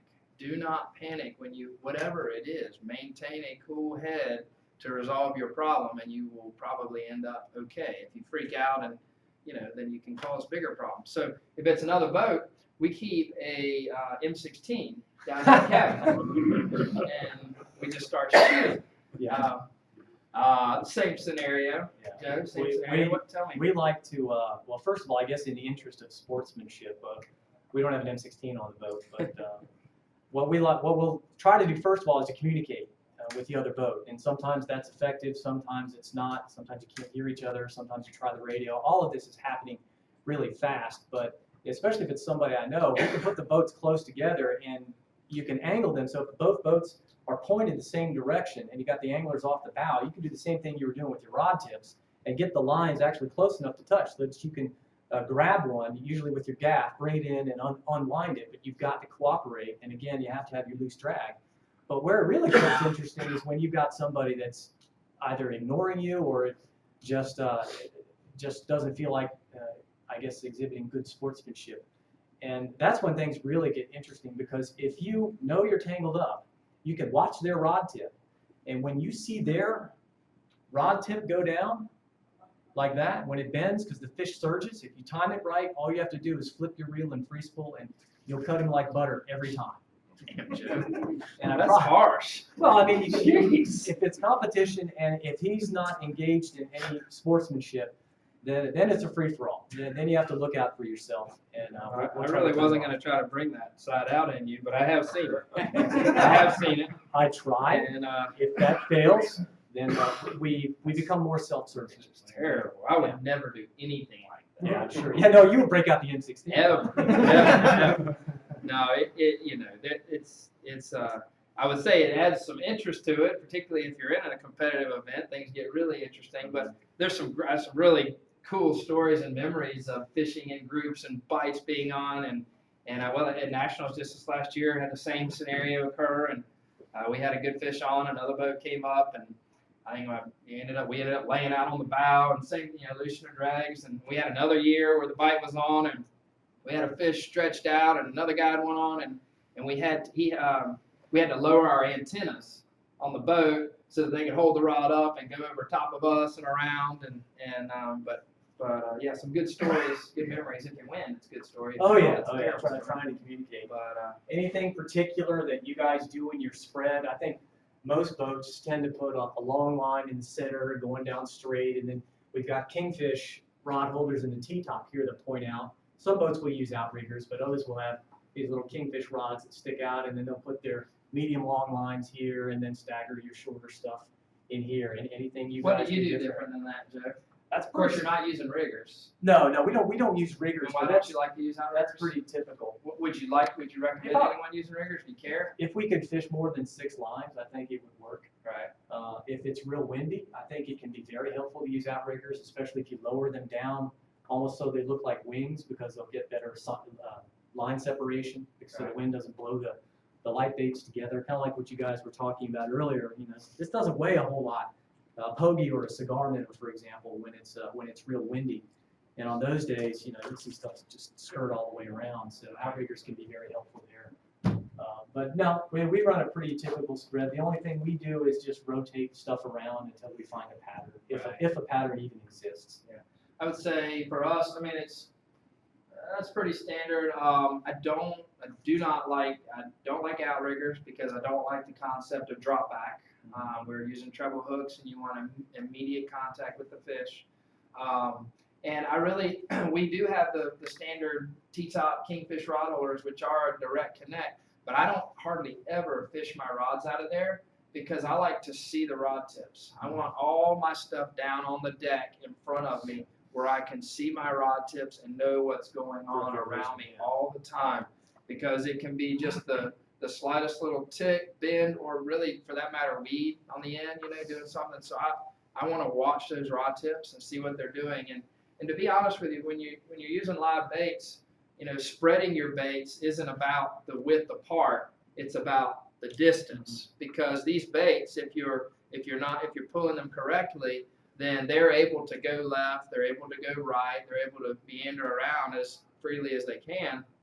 And so just because you spread them wider isn't really going to change their ability to, but it's the distance that will allow them to cross over and under each other. And just a quick little tip there, judging distance when you're using, Joe, you have you take the Coastal Carolina crew and you got a bunch of different people and everybody's eager and everybody wants to participate and everybody wants to put lines out.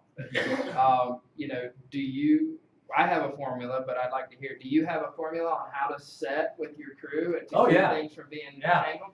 These guys will tell you. If whoever's new, I'll tell them, the very first thing I tell them is what? Well, that's what happens if you don't do it. No, I tell them don't touch anything. And that's one of the coolest things about this club, really. Starting from scratch, our first year was really tough because nobody knew anything. We had a few bass fishermen and a few cat fishermen and stuff like that, but nobody had a whole lot of saltwater experience. So educating them about king mackerel fishing in particular was challenging, but after that first year was over, everybody had some experience, and then they started teaching the new folks. And that's what was so, I guess, rewarding for me, to give me the warm and fuzzies when I see, these seniors sitting down with the new people and telling them what I told them a long time ago. And many times those guys have gotten jobs in the summer on boats mating, and where they develop their skill sets even more. So I get to hear them tell what I told them, plus whatever they've learned along the way from other boats or other charters. So that's always kind of cool. So I guess I'll add to that, or what I was kind of getting at is, do you all have when you say put a bait long, all right, fish this one on the long side, this one, do you have I would say, do you have a consistent formula? No, we just say long, medium, long, and short, and they kind of know by the time they've done it enough. So something that could be helpful, and the reason he came up with this is because when I, not so much fishing with my family, and we all know we've been together fishing forever, but charter fishing, for instance, I like to let the crews get involved and help rather than just sit around and watch. Strips. Yes, that's exactly how we do it. That's exactly how, so that my crew everybody can gauge the same distance. So we do pulls. A pull is from the reel to the first eye, okay? And so I help the person rig the bait and get them, teach them a little bit about it, and then say, okay, give this one 50 pulls. So it's just as simple as this right here, just stroking the baits off 50 times. The bait will be swimming away as they do it, and when they hit 50, I usually actually don't put it in free spool when I hand it to them. I usually leave it in gear and just back the dragway off in case it gets a bite on the way. And then when they get it there, they engage it, and then I know, and they know exactly where that bait is. So if someone's long is different than someone else's long line, then it helps to add some consistency to it. And as you fish together more, then certainly everyone has an idea. But if you're bringing crews together that don't know each other, you can say, okay, shotgun 80 pulls, inside long line 50, flat line 30, pull it, give it 30 pulls, and then put it on the downrigger, so that then how to spread it. I mean, that's just a little thing that we do. It's a way to make it objective. I don't have patience for that. Right. I just let it go out, and I tell them, baits swim best when they're swimming best, and you have to develop that eye to understand every part of your spread. Long line down the middle, medium longs on the rod riggers on the side, and then your short baits, they're easy to watch. But it takes constant surveillance. So for me, it's much more dynamic. You know, I say medium long, that's too long, bring it in some, because on that particular day, it's so windy, the long line is blowing over a little bit, and on the starboard side, that happens to be the medium long line, and those lines are getting too close to each other, so we have to make that adapt. But I can see in a charter situation, that's a lot more Or engaging. For that matter, for your school, you know, if you wanna, then it doesn't matter. Just fishing with people that don't have a lot of skill or experience fishing together. They can have all the skill in the world, but don't fish together a lot. Would you recommend teaching them how to use the M16? Yes. Okay. Yes. Let's take some questions from the audience. Anybody have any? You guys probably have both different styles of doing this, but I'm just curious, when you're in a tournament, and I want to hear your perspective on both inshore and offshore spots, running and gunning or camping out for a fish waiting there. How do you predict that, or what do you guys do differently? Confidence. And if you do prospect, what is your tactic for hitting those spots quickly? Do you throw 1 or 2 rods out and hit a spot for 15 to 30 minutes and then go to another spot? Or do you put all 5 rods out? What do you guys do differently when it comes to that? For me, it's confidence. If it's a spot that I know has fish or suspect strongly that it has fish based on the bite yesterday or the bite history or the alignment of all the conditions from previous history that suggest that history might repeat itself, then I would be more inclined to be more patient. It would also be, one of the mitigating factors would be the amount of pressure that the spot has received. And that's tough because we've all fished spots that can be red hot one day and cold the next with identical situations or conditions or different conditions. So that's part of what keeps this sport so challenging, is that it's very, very dynamic. But confidence for me is based on recent bite history and the historical bite on those particular spots, and that's what factors into my decision making. I don't know about yours. Yeah. Yeah, I'd say running and gunning or prospecting is typically done.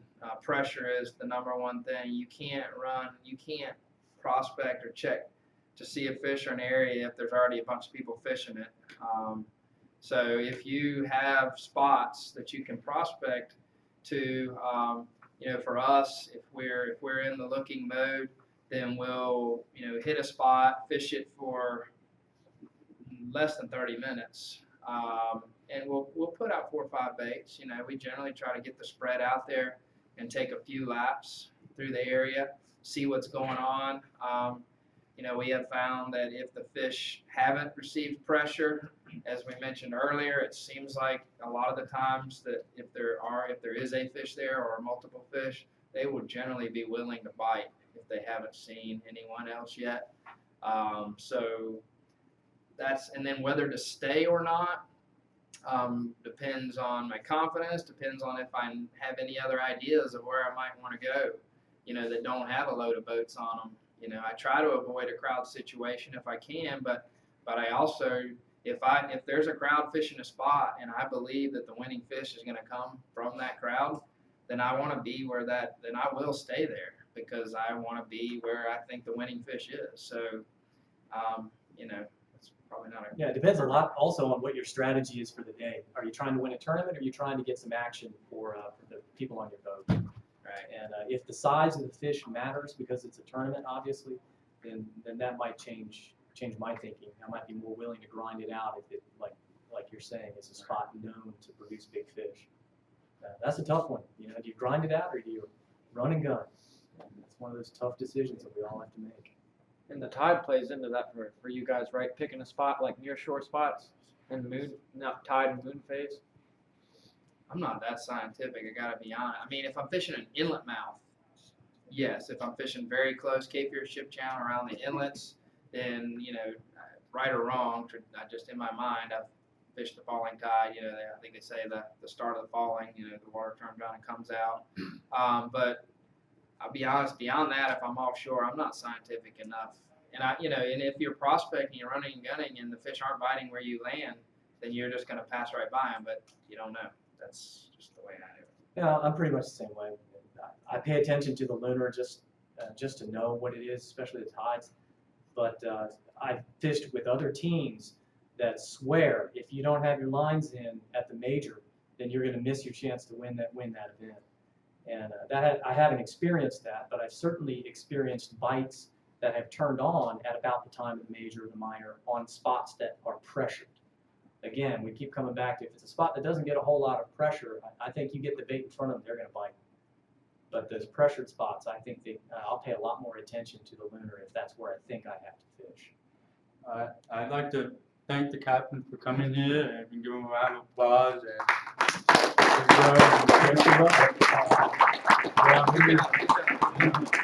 Thank you. And you want to talk to them around lunch and feel, you know. Yeah, get ready for the bottom fishing section of our seminar. We got one captain here today from the North Myrtle Beach Fishing Charters. He employed several of our alumni before, helping them out with mates. And this is Captain Keith, everybody. Let's give him a big hand. How's everybody doing? Like Stephen said, I'm Keith Lowe with North Myrtle Beach Fishing Charters. Over the years, we have found some of our best mates have actually come from members of the fishing club here. They've all been interested in fishing, which makes good mates on the boat. They've always had good people skills, which is always a plus for those guys that help them make a buck at the end of the year. And so we found that by going through that route, it definitely helps us out a lot. I know Paul here, he mates and stuff for us. He's 5 years, 6 years, off and on. Yeah, like 4.5, 5. 4.5, 5 years. Austin Keener, who he's alumni of the club, he went and got his captain's license last year. He run a boat for us last year. He's running a boat again for this year. And I've been involved in and out with the club for about, 7 years now it's been around? For about 7 years. And I definitely appreciate what you guys do, for our fishing community and stuff like that. Thank you guys for having me here. Kind of to get started here, a little bit talking about bottom fishing, guys.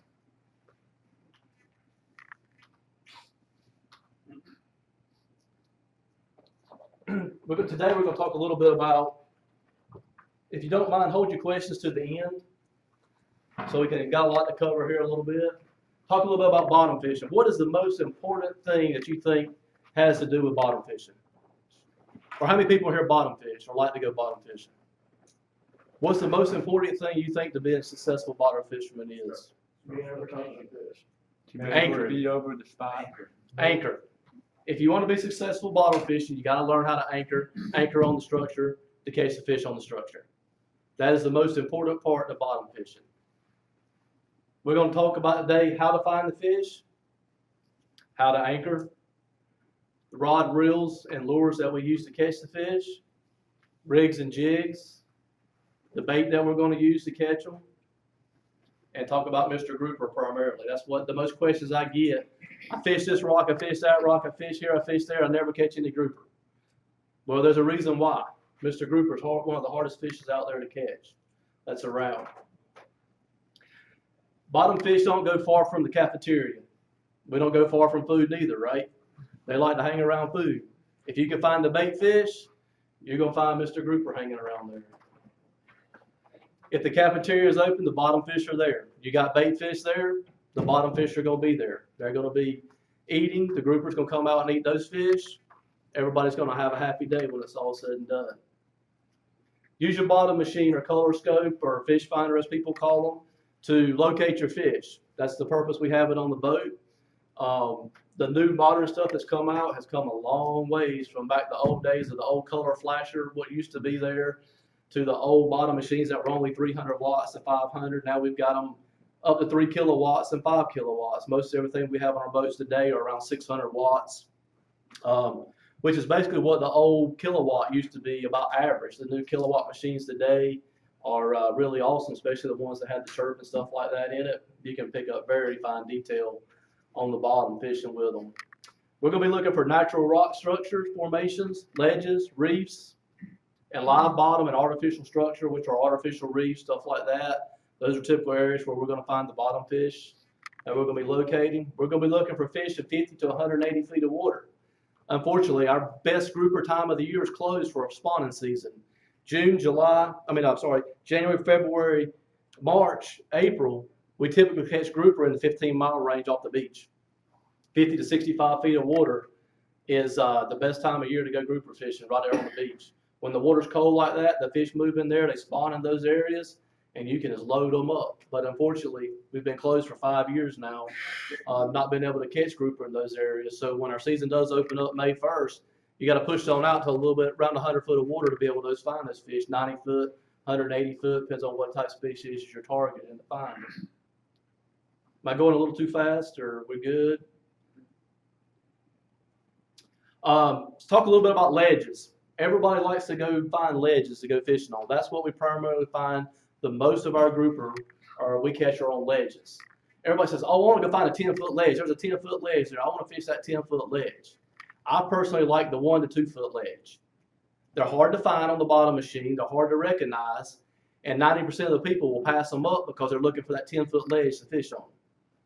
You'll catch more grouper on a 1 to 2 foot ledge than you will a 4 to 6 or a 6+ foot ledge.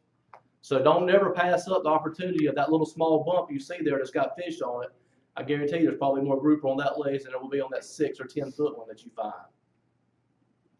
Moderate ledges are 2 to 6 foot. These ledges are great for your black sea bass, your vermilion snapper, your triggerfish, your grunt, stuff like that. You will still have some grouper on those ledges, just as not as many as you would the small one. Those ledges are higher relief. More people find them on their bottom machine. More people get into fishing those type ledges because they think, hey, this is farther up at the bottom, it's going to hold more fish. Technically, it does on your vermilion snapper, triggerfish, and other stuff like that, but not your grouper species. High ledges are anything that's greater than 6 feet. You get out around the 150 bottom that we have, bear off a frying pan tower up that way. You start getting into ledges that are 30 to 40 foot out there. You'll go in places where you're at 110 foot of water. You may have a ledge that goes down to 150 feet through there. A lot of great ledges to fish there, and there are grouper on those ledges. There's a ton of other fish there also. You know, summertime when the water gets warmer, you can load up on beeliners out there, triggerfish, grunt, stuff like that. But your success on catching groupers on those long ledges like that, not really there. The only time you really want to look for high ledges and stuff like that is when you actually get out into the stream and you're fishing on the break itself. You know, that's another great location to fish a big ledge where you get out there on the break where it goes from 180 to 305. You see that gradual fall down. You go on more up north, up towards the same old steeples areas up there. There's some places that go 180 straight down to 300. I mean, it's a straight drop down there. You get up around the steeples area, you're in 380 feet of water. You got the mountains that come up to 240 feet. Those are great places to catch grouper. Those are the only places I can really think of that you want to look for high ledges. When you're fishing in anything less than 150 feet of water, those 1 to 2 foot ledges are the place where you're going to find the grouper at. A little bit here, kind of talking about what we were talking about.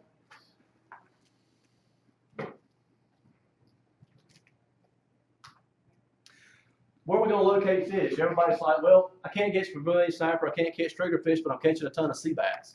One problem that we have now, since we've had the new fishery laws and stuff in place, our black sea bass have literally took over. Used to where we would catch the black sea bass right on the bottom of the ocean floor. Now they're migrating up into the column and right on up, so you're catching them where you typically catch your vermilion snapper.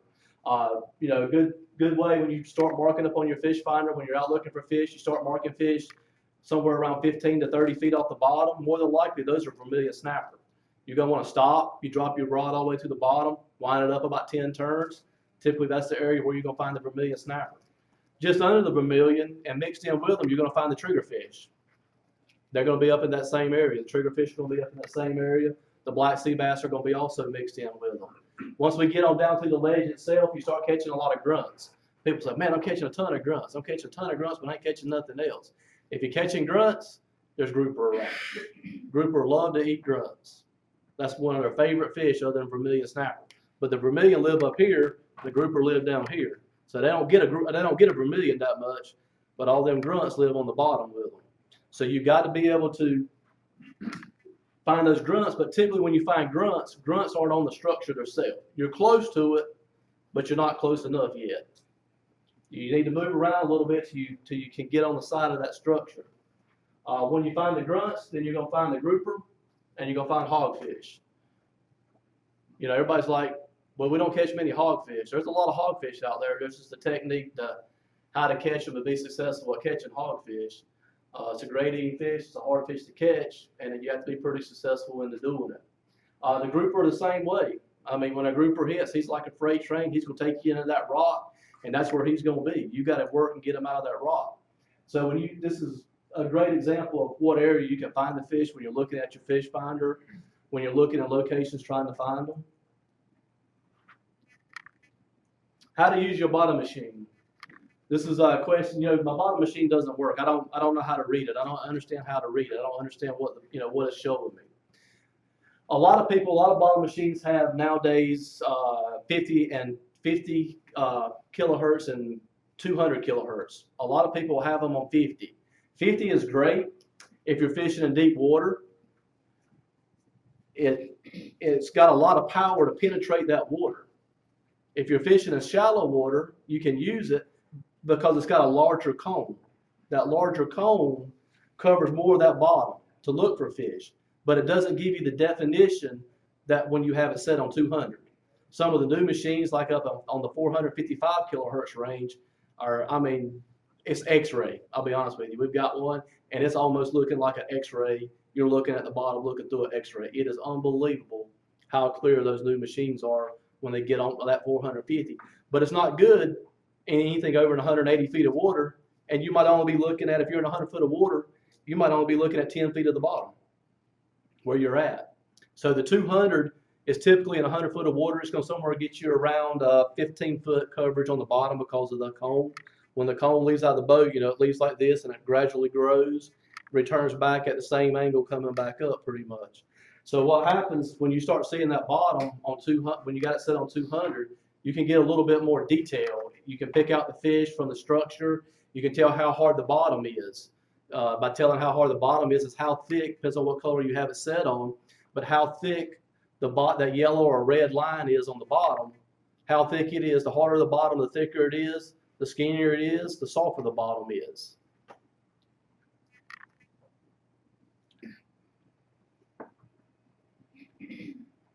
Anyway, the 50 kilohertz is great for anything that's more than 200 feet, anything less than 200 feet, use your 200.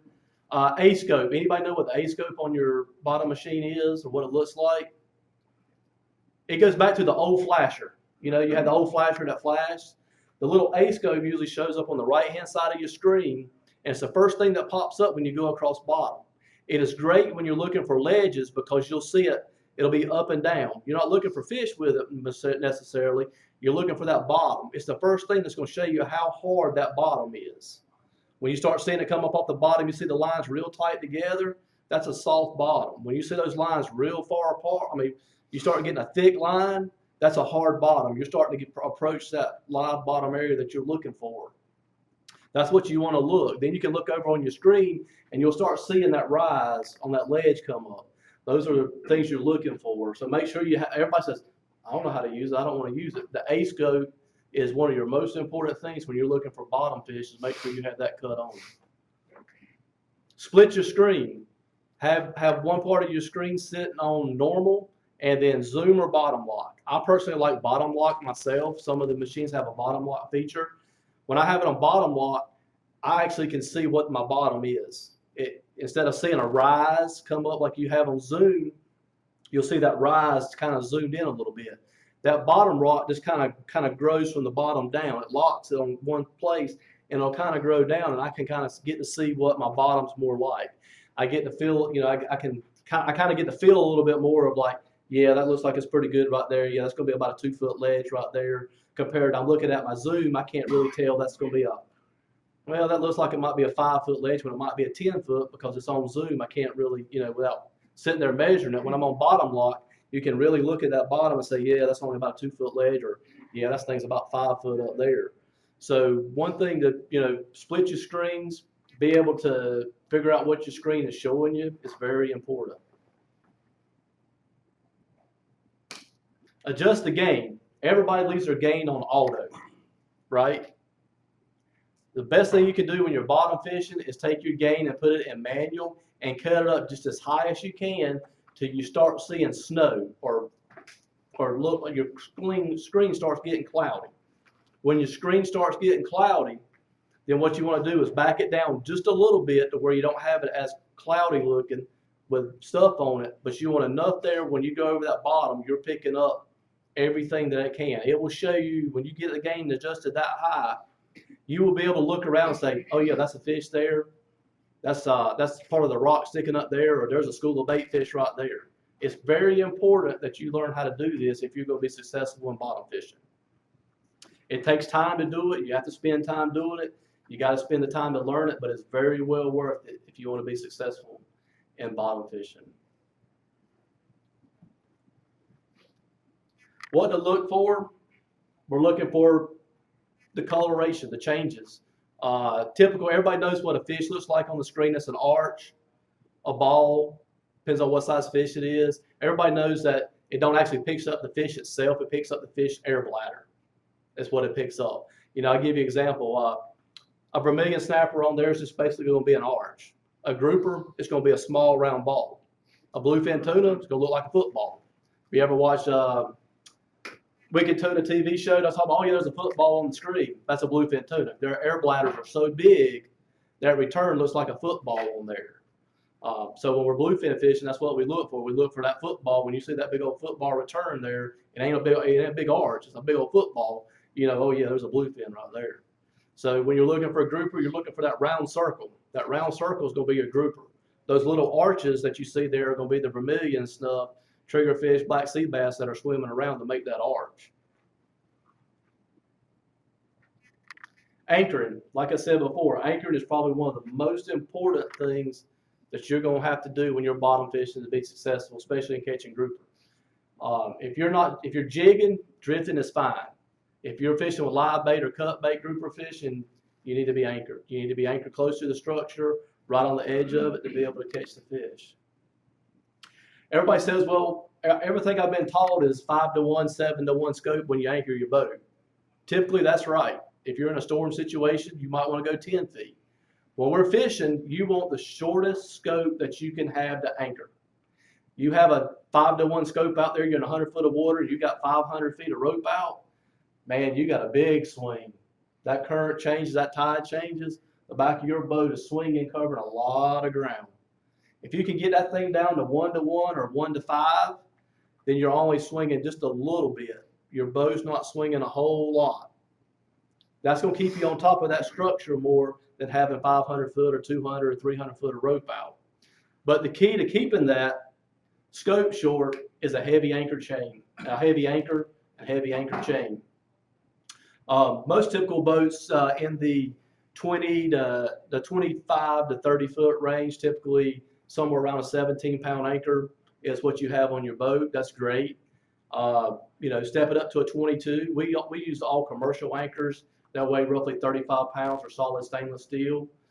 So when they go down, they set pretty heavy. Even if you have just like a number 17 on your boat, how many people have chain on their anchor? About 4 foot long? About 6 feet long? 12 feet? How long is your boat? 21. 21. Typically what you want is you want your anchor chain at least the length of your boat. And you don't want cheap chain. You want about 1.5 to 1.7 pounds per foot of chain for your boat. So you're looking at a 3/8 to a 1/2 inch chain. Once you got a 40 foot boat, you got 40 foot of chain. That chain goes down to the bottom. It lays on the bottom. Your boat pulls tight. When it pulls tight, it's going to keep from raising up your anchor so much. It's not going to raise the shank on your anchor.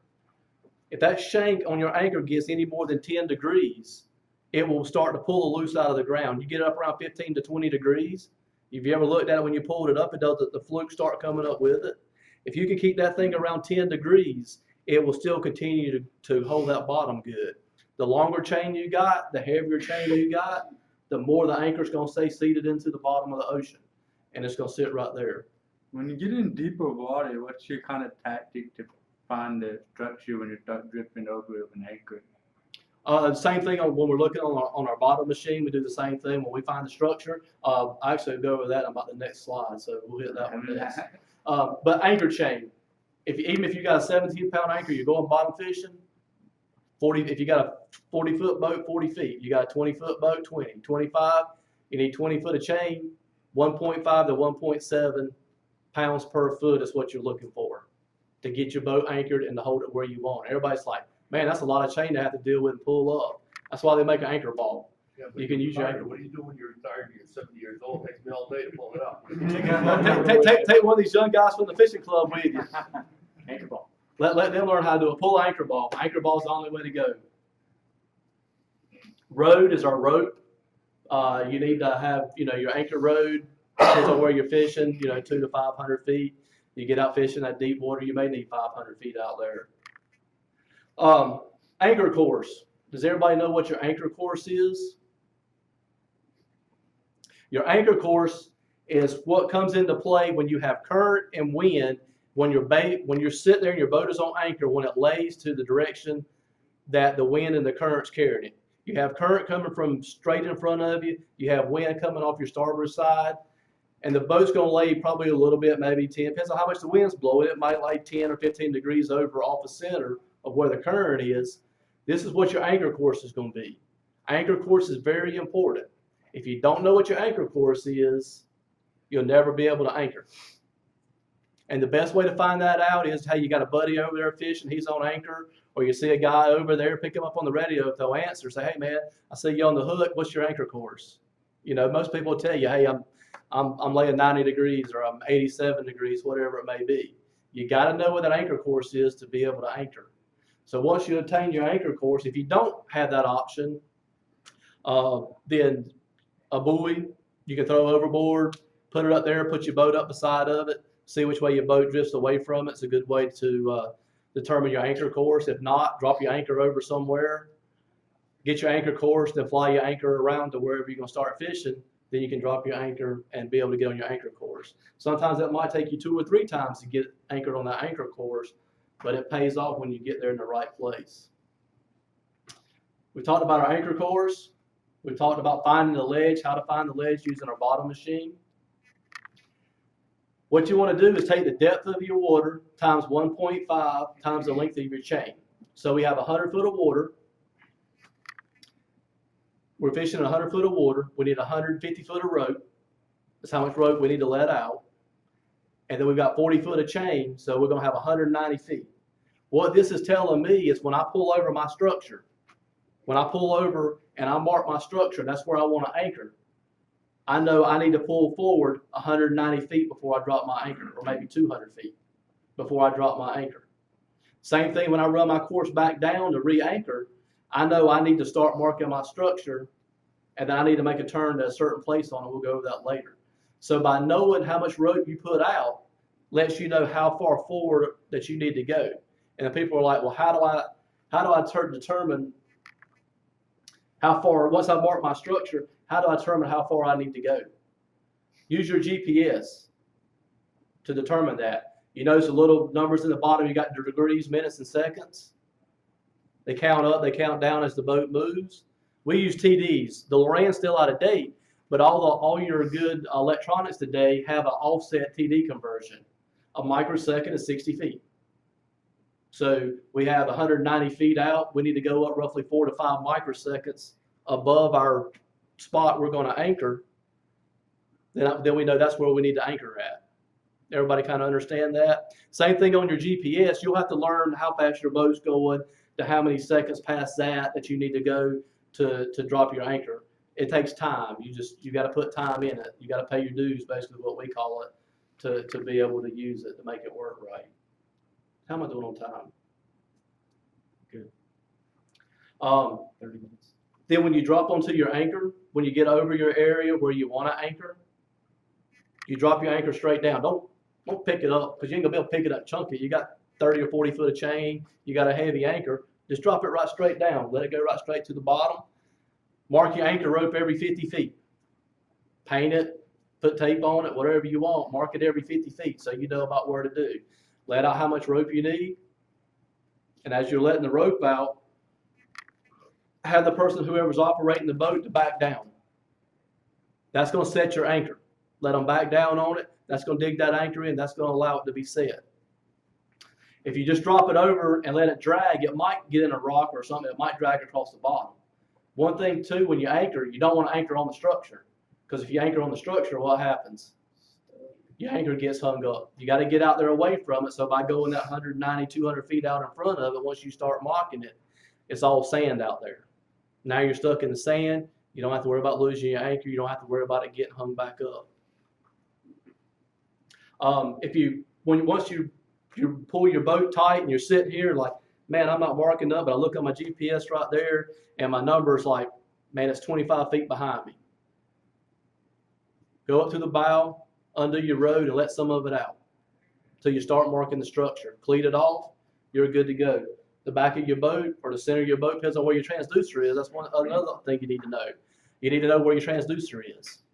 You know, if it's on a sport fisher or even like the Yellowfins, they're all up in the center, right up where the center console is where the transducers are.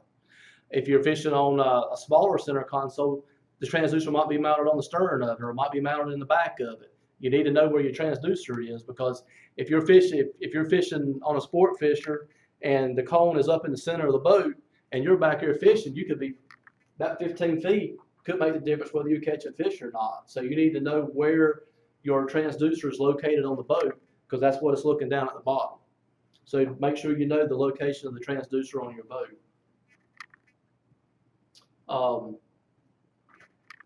People ask all the time, okay, well, I fished here, I'm not catching nothing, or I didn't anchor on my spot, man, I gotta go pull my anchor back in, I gotta do it all over again. You don't have to, but you have to be very, very careful doing this. You can sink your boat, you can flip your boat over very easily, but you can fly your anchor, and basically what we mean by flying is you pull your anchor with your boat and you make a turn and you come back down over your anchor area and you stop and the anchor falls to the bottom. We'll set anchor one time during the day when we're fishing. Unless I got to move more than a mile, we'll fly it all day long until we're ready to go home. Then we'll put the ball on it. We'll do the same thing. We pull it up. That way we're not fighting it to try to get it into the boat. Talk about flying the anchor. We got to know what our anchor course is. Okay, we got to know that anchor course. We have to know which way our boat's going to lay so we can do our back azimuth to turn around to come back down on our anchor course. You're going to need a rope and a carabiner tied off to your stern cleat. What you're going to do is take about a 5-foot piece of rope, 1/2 inch, tie it off to your cleat on your stern, hang it over the side, put a carabiner on it. You'll need a gaff or some kind of pole that you can reach out and grab that anchor rope when you pull forward to grab it. When you grab that rope, what you're going to do is, as the boat's pulling forward past it, you're going to reach out, you grab the anchor rope, you pull it in, and you grab that rope and carabiner and you clip it onto the stern. That way, if you make a turn, you don't run under the rope, or if you need to make a turn to your port, it's going to pull the anchor around instead of pull your bow around. Back azimuth. How many people know what the back azimuth is? Okay, if we're heading north at 0 degrees and we want to turn around and go the opposite way of 0, what is that? 180. 180, right? Well, the back azimuth of 0 is 180. So if it is less than 180 degrees, you add 180. If your anchor course is 20 degrees and you need to go back to it, you add 20 plus 80 is 200 degrees, is what your return back course would be, returned back to your anchor course. If it's greater than 180, you subtract 180. Everybody understand? So a couple examples are, if our anchor course is 135 degrees, 135 plus 180 is 315. So basically, if you're laying at 135 degrees here, so back here, and you want to go, and you need to move forward to pull your anchor, you're gonna run your boat forward, clip your anchor rope in. Now you're gonna spin your boat back around, and you're gonna come back on a 315 heading till you start marking your structure. When you start marking it, you're gonna release that carabiner, and then when you release that carabiner, the boat itself is gonna swing around and gonna land right on your mark.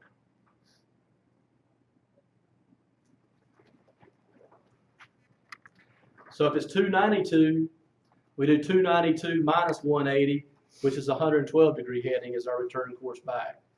Everybody got that? It's kind of important. A lot of people don't understand that. Well, how do you get that? How do you know what my return heading coming back down will be so I can get back on my anchor course? Here's a picture of the boat here. You can see here's our anchor. The boat was back here before previously. Now he's pulling around. For getting back on his anchor course, we've got our back azimuth. You're gonna pull to the right side of your anchor. It's preference. I like pulling to my right side. My wheel is on my right side, my helm where I operate the boat. That way I can visibly see the rope while my mate goes back and grabs the rope. I can still see everything that's going on that side. If your helm was over on the left-hand side, on your right-hand side, you might want to have a tendency to pull the anchor around to the left side of the anchor, be the starboard side of your boat. Okay, you got to figure out what's the best place for me to pull my anchor. Like on our center consoles, because of where our helms are, we pull the anchor from the right side, which is on the port side of the boat. My commercial boat, my helm's located on the starboard side, so I pull it. When I pull my anchor, I pull it from the left side of the anchor, which is on my starboard side, because it's literally right there. I can look at the rope, I can see what's going on.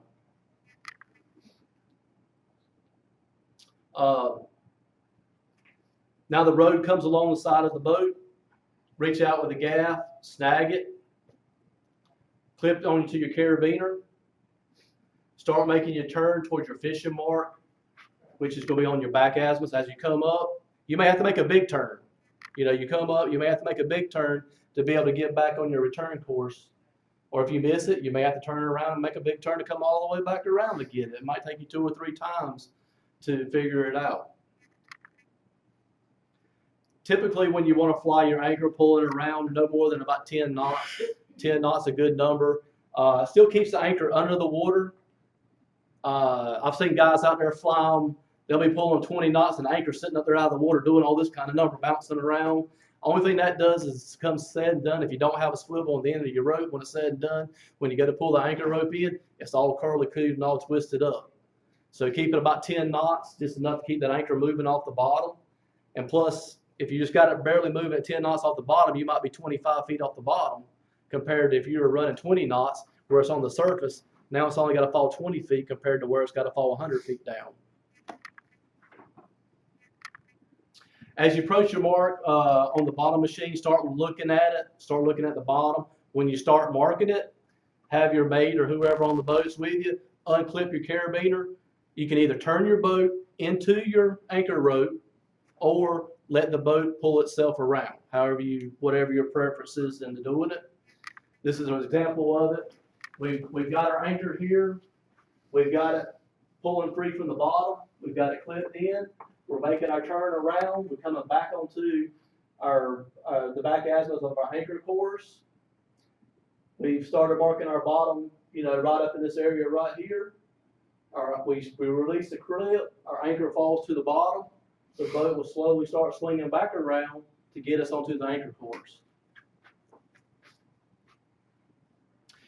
Then now spin your boat around and back down on your anchor. You always want to back down on your anchor. That way you know it's hung. If you don't back down on it, it could have a tendency to slip, and the next thing you know, guess where you're hung up? In the structure itself where you don't want to be. You're probably not going to get that anchor back. So while you got it in the sand, always back down and hold it. Do we have any questions about how to find fish, how to anchor, and the proper way to do it? Keith, can you fly an anchor other than a Danforth or commercial style anchor? Have you done it? I haven't done it. I don't think you really could. I mean, it's pretty much got to be the commercial style of the Danforth. I mean, I don't see how really any of those other ones you really could be able to fly it and not track from side to side. We good? Back up to the A-scope. So whenever you look, you want to basically, if you see a bunch of small little lines separated from each other, that's going to be the harder bottom? No, if you see a bunch of small lines real close together on your A-scope, that's a soft bottom. Okay. When the lines start getting together and it starts growing bigger and bigger and bigger, that is a harder bottom. That bottom's hard. That's what you want to look for. That's where you start finding the ledges and that kind of stuff. That's when you find that. Okay, next question. Not all finders will have a true gain control on. You know, most of them nowadays, it's either your sensitivity, your clarity, and stuff like that. But sensitivity is not synonymous with gain, though, is it? Sensitivity will help some because it's actually changing the gain. All fish finders have to have some kind of gain, whether it's going to be called sensitivity or gain. You know, it's still going to operate the same way. The more you turn up the sensitivity on it, the more you see clutter on the screen. And that you want that clutter there, then you want to back it down just enough to where you can tolerate that clutter and still read the bottom to be able to get your best picture, to know what's really down there. Anybody else got anything? Keith, you gonna cover the using the buoy to pull the chain up? We can briefly talk about that. No, the only difference in what we just talked about is when you're ready to leave, you're at the end of the day, or hey, my buddy's over here catching fish 5 miles away. I need to go move over there. It's too far for me to fly my anchor. So all you're gonna do is go up to the bow of the boat, take your anchor ball, which comes by about a 3-foot piece of rope. It's got a metal ring on it. You pull up, you take your clip off, you slide your clip onto your anchor rope, you clip it on, and you slide it down. Now you're gonna do the same thing you did before. I did the example with the picture with the boat swinging way out. You don't want to swing the boat way out. I just did it so you could see it. What you want to do is when you're ready to pull your anchor, if you're pulling it off your port side, you're coming to the right side of your anchor, is you're going to pull up to the rope. You're going to let your mate clip it to the back of the boat. You're going to pull forward. That anchor ball is going to go down the rope, and it's going to disappear in the water. When your anchor pops free, that anchor ball will slide all the way down. It's going to get hung up in the chain. Keep going forward, and it comes over the chain. Then it's going to get hung up on the anchor. Keep going forward a little bit, and then that ring on that anchor will fall right into the shank on the anchor. And then you'll see your anchor ball sitting low in the water. What happens is your shank is inside of that ring. Your anchor's holding up. Your chains fall straight down. Now all you got to do is turn your boat around towards it, ease towards it, and somebody's up there pulling and feeding the rope in. When you get up over it, you got to be real careful. You have to have enough chain to outweigh the weight of your anchor. You start pulling your chain in real fast, what happens? Our anchor now becomes heavier than the chain that we have in the water, and now it wants to trip and go back down. So you have to be real careful that you keep that chain as straight as you can so that anchor shaft stays inside of that the ring that your anchor ball's on. As long as it does that, you're good. So when you get that last 4 or 5 feet, when you start pulling that anchor up at an angle like this, it's going to want to drop straight back down. So you just got to be real careful to pull it up and keep it real tight. That might be when you want to get the guy operating the boat to come up there and help you when you get to the chain, to help you get the chain in the boat. That way you don't lose it. Trust me, guys, it is not as hard as it sounds. It is easy. It is the best way to go about it. What about using wreck anchors? Wreck anchors, I don't shallow water like reef fishing, you know, like the Cottle or Paradise Reef or somewhere like that. I think you're probably fine. When you get offshore where we've got wind, wave, and current, I think you're gonna end up bending them and end up pulling out of it. I mean, when we're grouper fishing, you get on a grouper bite, you don't want to leave. You don't want to take that chance of that anchor breaking free, because more than likely, if you caught one there, you're gonna catch 2 or 3 more. I mean, grouper. Think about it. Grouper hang out in schools. Typically, I mean, if you catch one, you should be able to catch 4 or 5, maybe 10 or 15. It just depends on how active they are there. We good on what we've covered so far? Not trying to go too fast, but it's kind of a lot to cover there in a little time. We got 15 minutes left. Yeah. Let's talk a little bit about rods and reels. Man, it's hard to beat a Penn 4-aught or 6-aught rod and reel. This is a newer rod. This reel right here I've had for 30 years. All I do is take care of it. It's had several drag washers and stuff put in it, but the reel itself is 30 years old. Still works today, still use them. They work awesome. I like the 6-aught myself because the handle's more beefier, especially for grouper fishing. You can get down and grind on it. I've had 4-aught handles. I guess they said back here, don't they?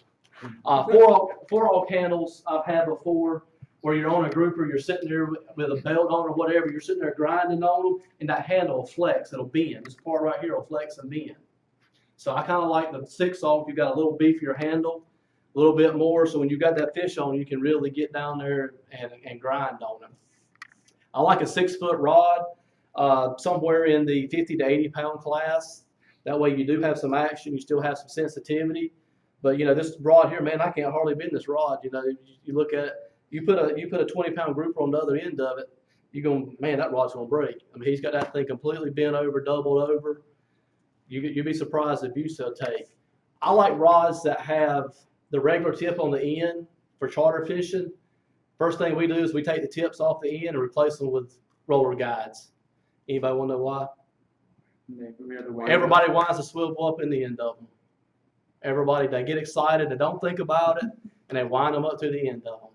So instead of breaking the ceramic that ends up cutting your fishing line or your braid when you get a big fish on, we just go ahead, heat them up with a torch. You can pop it right off, put some glue on it, heat it up, slide it right back down. It's good to go. You don't have to worry about it no more. It does take a little bit of the sensitivity away if you're fishing for fun, but it saves us in the long run from losing fish. This reel here has got it's topped with a 40 feet of 130 pound mono, and then behind it I've got 300 yards of 130 pound hollow core Momoi diamond braid, and then under that I've got 100 yards of 80 pound line for a backing. I do most of my connections on my bigger line. They're all spliced like the Chinese handcuff. I've never had one pull loose. I've caught bluefin on them. I've never had them pull loose before. Everybody says, "Oh, you can't cheat." What happens if you're out in the ocean and you lose all your line? What you gonna do? I keep a rigging kit on the boat. By the time you can tie a knot that's going to sufficiently hold the braid and not cut, I can have that rigged and we're ready to go. It doesn't take long once you learn how to splice the line together to make it work and get it going. I'll have these up here if you guys want to stop by and look at it. You can see where the splice is right here, where I put them together and wrap it to keep them from coming loose. We typically use that rod for all types of bottom fishing, grouper, vermilion snapper, triggerfish, whatever. Typically when we are targeting our smaller species of fish, we go down to a 4/0 reel. Still be able to handle a grouper, but not quite as heavy for the customer to hold.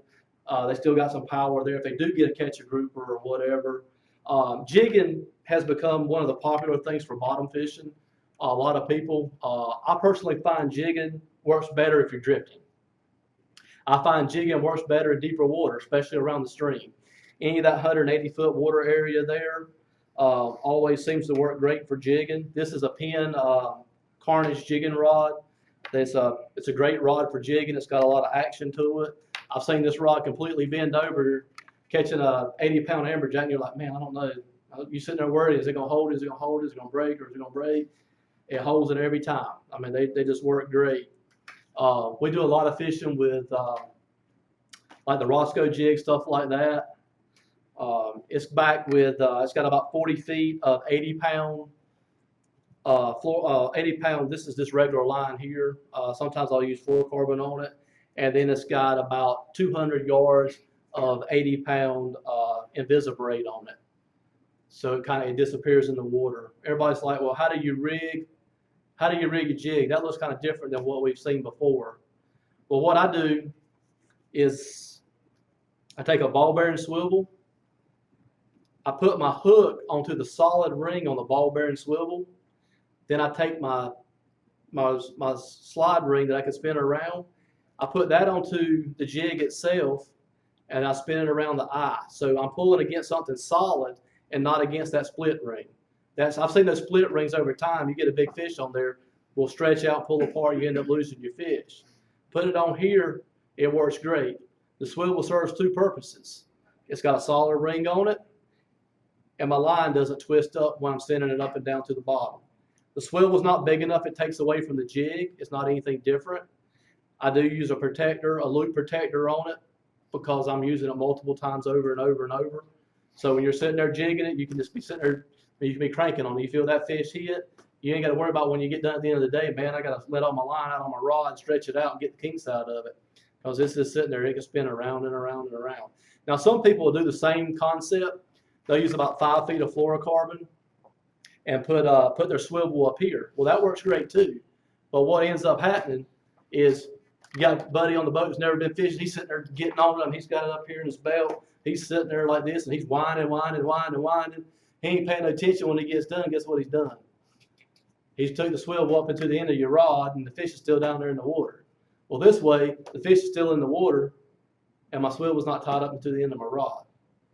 So it gives you the, it's a little better advantage there. If I see we're fishing a ton of clear water, then what I'll do is I'll just use a uni knot and splice me about 10 foot of fluorocarbon on here if I need to. But typically what I found for jigging in the Gulf Stream, you really don't need the braid. The fluorocarbon. You really don't need a fluorocarbon for the jigging out there. The fish are either going to be there or they're not when they're hitting it. But this is a great setup. This is a Penn Battle 6000 here. It's got enough cranking power you can really get on it and be able to catch the fish. And it's not a super expensive combo where you have to go out and buy. It really works great. This is basically the same setup here. This is a little lighter rod. This rod here works great. Same thing. This jig here is made by Joe Shoots out of Atlantic Beach. But same thing as the Roscoe jig. It's just got a skirt and it's got a squid skirt and it's got hair on it. Basically, it works the same way. You just send it to the bottom and just jig it around. I like this rod because it's got a little bit more action to it. But I typically catch a lot of sea bass, bigger sea bass, big vermilion, stuff like that on this. And you still catch grouper from time to time, but you'll find out you catch a lot more other species on this. And if you're out there fishing in that 180 feet of water, especially this time of year coming up, those big old 8, 9, 10 pound flounder are still out there too. And this makes a perfect setup for catching those flounder while you're out there.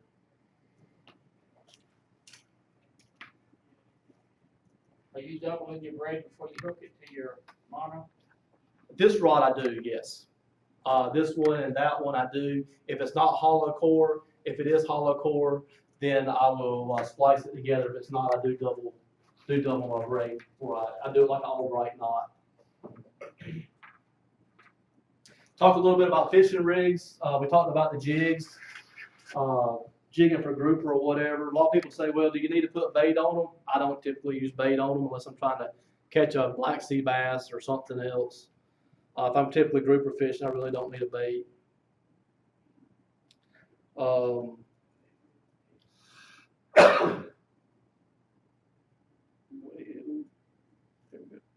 This is a typical grouper rig that I use. This is 200 pound fluorocarbon, roughly about 5 feet long, 6/0 heavy circle hook. This is a commercial true 3-way swivel, not the 3-way that looks like a triangle. This is a true commercial 3-way swivel here. It works a lot better. You get a lot better action. The fish swims a lot better. This is 50 feet of just regular fishing line. I tie my 16, 24 ounce weight, whatever I need to it. You'll have your weight on it. You send it down to the bottom. You'll send it down to the bottom there, and it'll just be sitting there on the bottom, hanging out like so. Hold there. And then whether you have live bait, cut bait, whatever it may be, he's out here swimming around. He can take that swivel right there and he can swim around and around and around. He don't get tangled up. I find this rig works great. A lot of people use the double drop chicken rig. Everybody familiar with what that is? I meant to bring one in and forgot it. A lot of people use that rig. You can catch grouper on it without a problem, but if I'm specifically targeting grouper, this is the way to go. Works every time. The same rig the commercial guys use for commercial fishing for grouper. This is another jig here made by Tim Barefoot Fishing. It is a jig until you put bait on it. You put bait on it, then you need a circle hook on it. Everybody understand that? Jigs don't need circle hooks. Rigs with bait need circle hooks. So when you're fishing this and you have some sort of bait on it or whatever, you send it down to the bottom. He's going to sit on the bottom like so. And what happens is, because there's enough weight there, he swims it off the bottom. He's swimming this weight off the bottom. What does that look like? It looks like a crab's got a hold of that fish. You hook him in the tail. Looks like a crab's got a hold of the fish. He can't swim this weight too far. So he's swimming around. It's just another great way to catch grouper. Catch a lot of other fish with it also.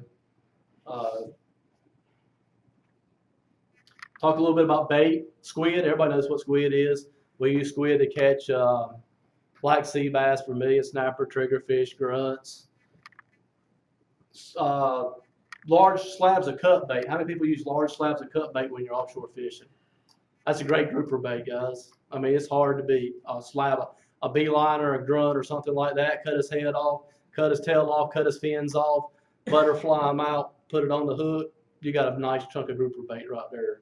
That's the way to go. Cigar minnows kind of got expensive, but cigar minnows work great for sea bass, vermilion snapper, triggerfish, grouper. Works great. Live bait. If you want to catch gag groupers and scamps, you pretty much got to have live bait to catch scamps. Gags, you can catch them on dead bait. You can catch them on live bait. Red grouper don't matter. They'll eat dead bait as much as they'll eat live bait. But scamps, you got to have live bait. I mean, that's just hands down. You need live bait for scamps. Boston mackerel.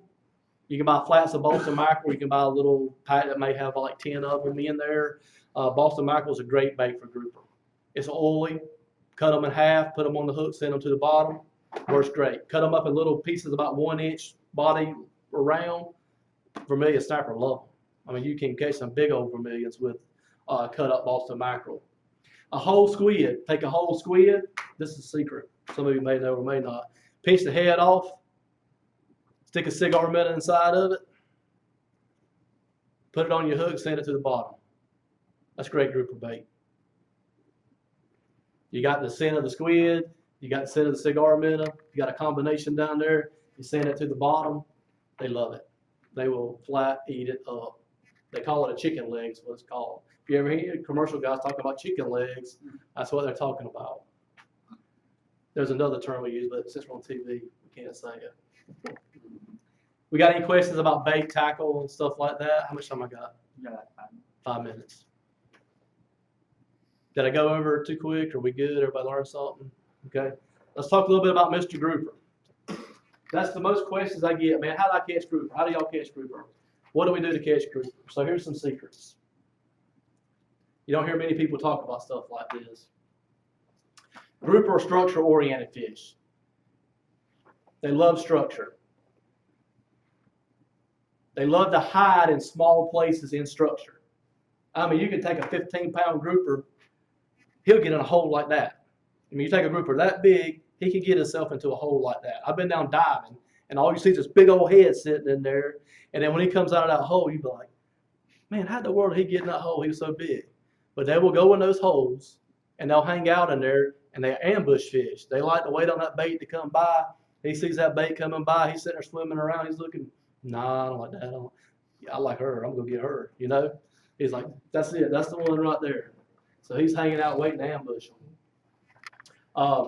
Don't look over spots that other people look over. Prime example, that 1 to 2 foot ledge. Everybody, how many people in this room before today would pass over a 1 to 2 foot ledge when you were fishing? You'll catch more grouper off a 1 to 2 foot ledge than you will any other ledge out there. Because everybody else has done passed over that ledge. They're going to look for something else. So fish those lower ledges. Fish downside of the current. Everybody thinks, well, I'm on my anchor course. I got my boat anchored. I drove over it. I dropped my anchor. I just started marking my structure. Let me pull my line back up. Which side of the current are you on now? Which side of that structure's here? Your boat's here. The current's running this way. Which side of the structure you're on? You're on the upside of the current. What is that current doing? It's creating upwellings where it's hitting that structure, bringing them all up. Where are the fish going to be located? They don't like current. They're going to be on the back side of that structure. That's where everybody makes their mistake. Man, there's no fish here. Let's go somewhere else. There's fish there. You're on the wrong side of the ledge or the reef, the rock, whatever it may be. Let enough rope out till you mark it. When you stop marking it, tie it off. You may need to pull it forward just a little bit if you're fishing in the back of your boat, not the bow. That's where the fish are going to be located.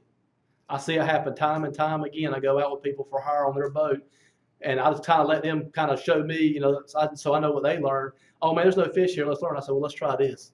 We'll unloosen the rope on the boat. We'll let it slide back, tie it back off, and guess what? We start catching fish. So don't give up. You might just be anchored on the wrong side of it. They're ambush predators, like I say. They're going to back up in that hole. They're going to hang out. They're going to wait and see what's going on. The entire secret for catching grouper is in the first few seconds of hooking him up. Anybody know what that is? You got to get him out of that rock. If he goes in that rock, he'll go in there and blow his gills up. He's there. More than likely, unless you sit there and put that rod in free spool and just sit there for a few minutes, he's probably not going to come out of that hole. You're not going to get him out of it. So those first few seconds is when you feel that bite, you got to be holding that rod. When you feel it, you got to pull up on it and wind at the same time. You got to sit there and grind on it for about 5 or 10 seconds to get him out of that bottom. And then once you get him up there, you can coast a little bit. But if you don't get him out of the bottom, he's there.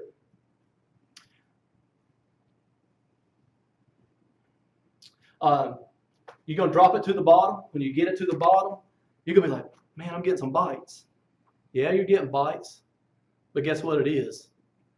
It's the little bait fish down there. They've all swarmed that bait, especially if you're using a cut bait.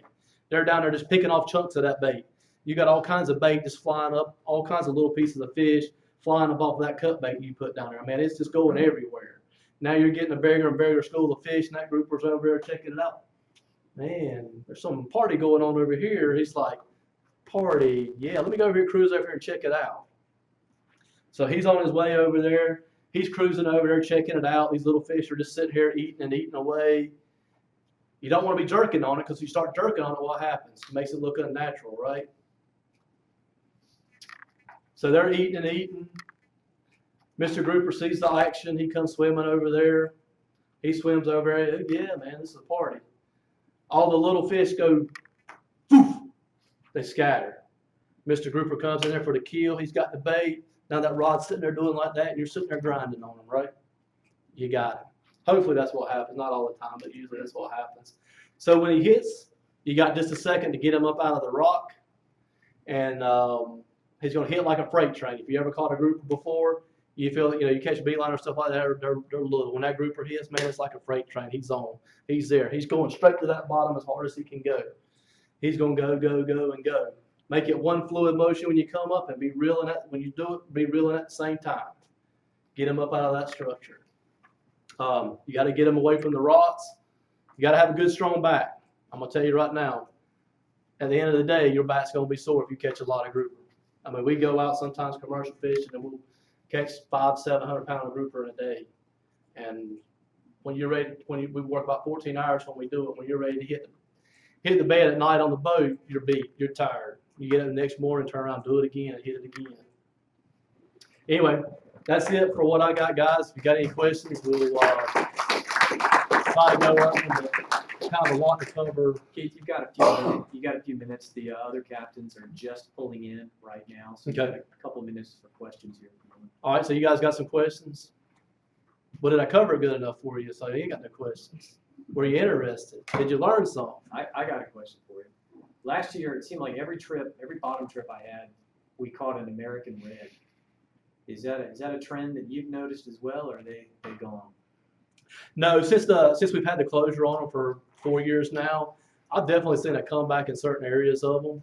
And while we're talking about American reds, not every fish lives on every rock, but different species of fish may live on that same rock. But this might be his home down here, hangout. This might be this fish's hangout. That end down there might be his hangout. I mean, just prime example, you were probably catching grouper along where you call it American reds. So, I mean, there's several great bottom in the 75-foot water area that you can go out there. You'll be catching gags and scamps, and then turn around, right around, and the boat will swing 10 feet over this way, and you'll catch 5 or 10 American reds. Then they'll quit biting. The boat will swing back this way 15 or 20 feet, and you're right back into the grouper again. So, you really never know unless you spend a lot of time on the water fishing what species of fish are going to be on that rock. That's why it's a good idea to keep a date book, a log book of what you catch, when you catch, where you catch it, what rock. That way you know what's there. But yes, back to the American red. Yeah, I've definitely seen a big increase, especially bigger reds. I don't know if you've seen the one that was on the slideshow before. We've actually been fishing. We were commercial fishing right before grouper season closed there in January, December. It was one of those warm days we were fishing. And we were offshore That was that red there was caught in 75 foot of water. I mean, that's a big American red there in 75 foot of water. You ever use live bait when you're grouper fishing? We do use live bait. If I'm using live bait, we'll typically use, if you catch pogies on the way out in the morning, catch pogies, cigar minnows are great. I mean, live cigar minnows, it's candy. That's grouper candy. If you're looking to catch scamps, cigar minnows are the way to go. You put a cigar minnow down there, and it's down there for 5 minutes, you ain't caught a scamp, you need to be moving because they're not there. Beeliner. Beeliner is the #1 grouper bait. Even though they live up here, when he sees that beeliner down there, a beeliner like that's primo bait. That's one-time meals for him. That's my lunch. I ain't got to go out there and chase 15 of them. I got that one-time lunch meal right there for me. So they're great bait. Live, cut bait, whatever. There are some tricks to fishing them live. I'm not gonna quite give those secrets away, but you can fish them live whole like that, and they work great. There's some things you can do to doctor them up to make them work even better, but they are a awesome bait to use. We talk a little bit about pictures here. That's a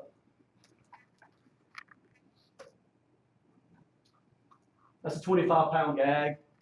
That fish there was caught December of last year in 50 feet of water. Unbelievable. I mean, what it was caught in. We do a lot of fishing in December, 50 feet of water for them.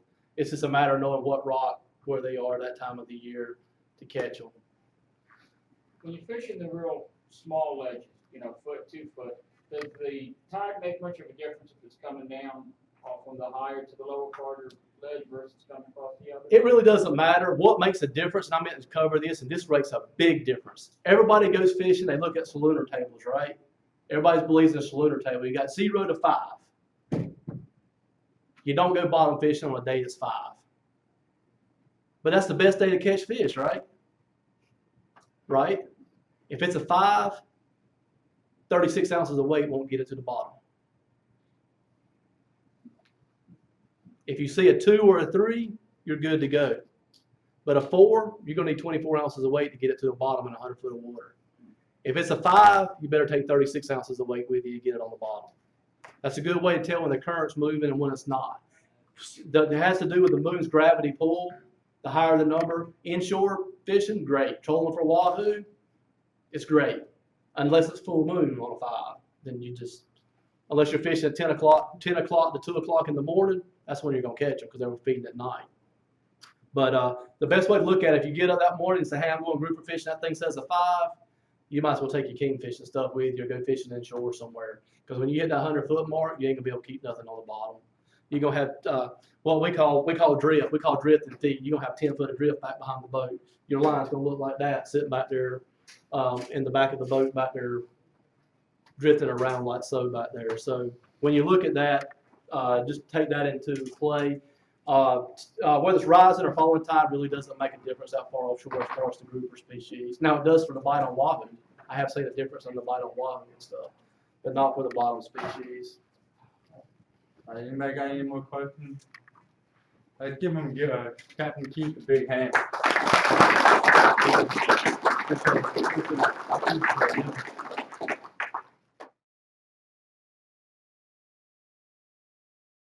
We're going to introduce Captain Jacob and Captain Jeff from OIFC. They're here to speak to you about their tactics for inshore fishing. Let's give them a hand.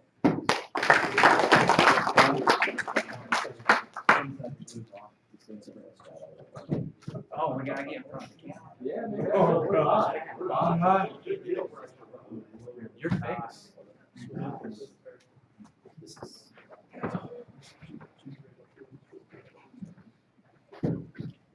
All right, we were just informed we gotta stay in front of the camera, so.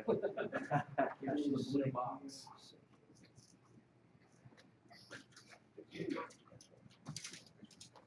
That's just a little slideshow to keep you guys occupied. This is pretty much everything that I've caught so far this year. You'll see lots of redfish, but redfish are the main game right now as the cooler weather is with us and throughout the winter. Speckled trout are starting to show up. Captain Jeff this morning called up several speckled trout. A lot of them are small, 12 to 13 inches. we didn't really have a forum of exactly what to talk about, other than our backwater experience.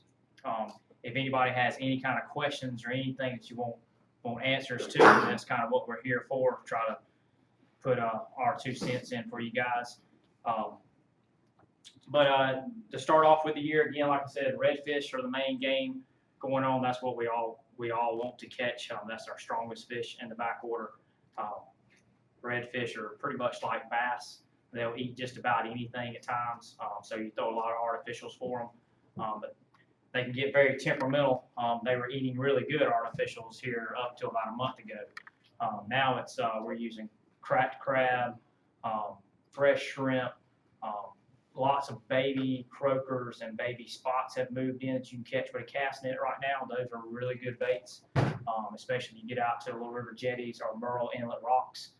Those live baits, little croakers and spots, really on a Carolina rig can be successful right now. And live mud minnows on jig head, man, it's a pretty simple deal. Is what we've been using to catch them.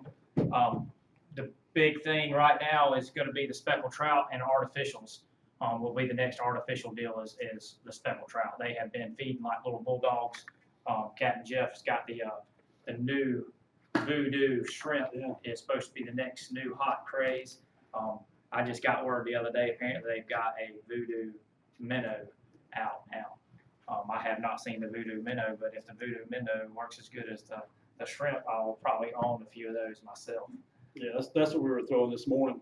It's a 1/4 ounce. It's called the voodoo shrimp. It's got a lot of action in the tail. It's got a piece of fiberglass or Kevlar mesh in it. That's probably why they're so pricey. But a lot of action in that tail.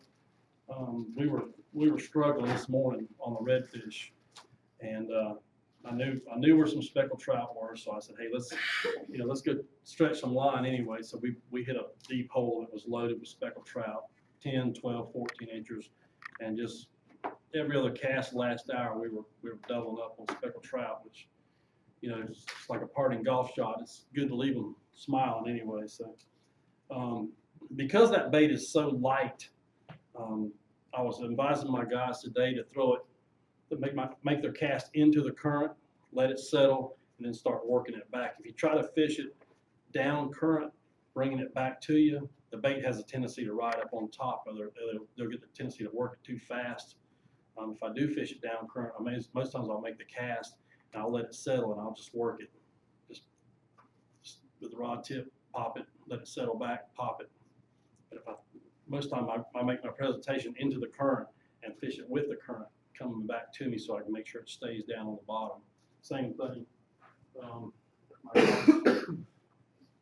Got those hung up, so we switched to a saltwater assassin with just a lead head on it, 1/4 ounce, and that worked good too. We caught several on that one. I actually have a little bit different presentation as far as what Jeff's talking about, throwing it up against the current and letting it wash back to you, trying to hold the bottom. And apparently both techniques will work well because he caught them this morning, no doubt. But I use, to explain a technique that I like to use for speckled trout, it's kind of a reverse trolling technique. I use my trolling motor a lot. To try to explain it is I point the boat into the current. If I get, say, to the back of a creek or top side of the creek and I want to fish the next 200 or 300 yards of that creek down the bank, just like I was going to bass fish a set of docks or something like that, I would set that trolling motor to a speed where it's actually just, I'm controlling my drift backwards, just like right there, and I'm actually casting either perpendicular or back to 45-degree angle down current. So I'm wanting that bait to kind of tumble along, or when I give it that 1-2, I always tell people, man, that's the oldest and probably the best technique in all of fishing when you go artificial is a 1-2 pause, and you can vary that retrieve, 1-2, 1-2, 1-2 real quick, or just 1-2 long pause, a longer 1-2 pause, but something about a 1-2 pause. Anytime you can stop and start a bait, it's going to be your best presentation, a start and stop presentation. But again, I want to iterate. Reason I'm trying, 2 reasons for presenting that bait down current like that, or no higher than perpendicular to that current. You've got current flowing real hard like this. If you're trying to fish an oyster bar or some snags and hang-ups, if you throw up against current, and let that bait fall to the bottom and it gets hung up, that's it, you're stuck unless I take the trolling motor and go up there and get it or go back up current from that bait, because that current's going to wash that bait right up against that oyster shell and you're snagged. So if you keep throwing it down that way, you can feel it hit that oyster shell, and you just kind of pick it up and shake it, and it just washes right on back from behind it and keeps on going. The second reason is I use an 1/8-ounce jig head during this presentation a lot when I'm fishing for these trout. So it's really light. So if you got a good running current and you get back there about 45-degree angle down the side of that bank, and you get that 1-2 jerk, all you guys probably are a good many of you got a few young people in the crowd probably don't remember the old infomercial for the flying lure, where it come up and then it fly back down, kind of deal. But that's the same kind of presentation when you got current. That bait jumps up in the water column. Like if you're coming back down current, like Jeff's talking about, that bait goes boom, boom, boom, short hops, stays right along the bottom. If you got current rushing back over, that bait hops up, boom, boom, 1-2, and kind of flutters down, boom, boom, and flutters back down. So you're snatching that bait from him. He's sitting there facing in the current, and that lure comes down there, and you go boom, boom, and it falls back, just like a fish would. Bam, he comes out and nails it, man, falls right back to him. And it's been real effective over the years. Sometimes, it's with all fishing every day that you go out there, you got to figure out exactly what they want, what speed they want, how long to pause. Sometimes they pick it up right off the bottom. Sometimes it's 1-2, and when you go to pause, you won't even feel it because they've already sucked it up as it went to fall back to them. And some days, if you just can sit there and just wiggle it, they'll pick it up. And then other days, man, you've got to really 1-2. Like probably today, Jeff probably noticed the bite was probably pretty fast. They didn't mind that bait moving really fast today because the water temperature's on the rise. And I'd say water temperature's right around mid-60s, 65 degrees, and they're just getting turned on, man. And finally some warm water, that metabolism's coming back, and they're eating anything that moves. And you hate to give fish more credit than they're due, but they see a bait moving really slow this time of year. They're thinking, their instincts tell them to eat injured bait fish, but at the same time, they're keying on specific things that are moving. And I think they typically will trigger a more of a response if they see something moving faster, especially if they're feeling frisky, they want to see their bait looking frisky too, if that makes any sense. So everything that I've caught in the last, or yesterday, Thursday, I got one out one day this week, and they were whacking it, man. They did not want that thing settling on the bottom, man. It was 1-2 rip, pause that thing. And when I went 1-2, when I go 1 and went to get to the second, bam! He was already, it's like he was sitting there looking at it like a bass. You've all been to an aquarium and seen a bass, the way they react, something falls in, and they sit there and look at it on that pause. But just as soon as it goes to move again, wham, they'll nail it. That's speckled trout fishing. And that's pretty much, I use that technique anytime I'm trying to target speckled trout. That same technique will work at times for redfish too. Redfish seem to like everything a little bit slower for some reason. You can watch them in Louisiana and Florida and all these other places throwing spinner baits and all kind of stuff. And sometimes they'll get frisky enough to take that. I've heard of people, Winyah Bay and areas like that, using that technique really good. I unfortunately have not been real successful with that up around in our North Carolina waters. We struggle, like Jeff's talking about today. He's throwing crack crab, live mud minnows, man, and for some reason the redfish just not reacting right now to those baits. I don't have an answer for it right now, other than hopefully they'll get turned on. I don't know if it's the warm weather, the change, because the redfish have been here all winter, the ones that are still here right now. So they've been used to 47 to 52 degree water temperature. So they might be sweating a little bit right now. That might be. You guys all know we're adjusting to the temperature out there. We're loving it. I don't think any of us are complaining about 75, 80 degree days right now coming out of it.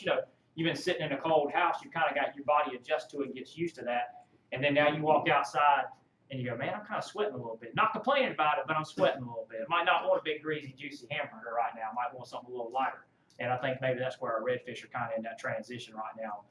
Once we kind of get a little stable, or even this next little thunderstorm group that's coming through here Monday and Tuesday is going to cool us back down into the upper 40s. I'll bet that'll get redfish cranking again. Yeah, when you see the crab pot buoys start popping up in the waterway, run by your seafood market.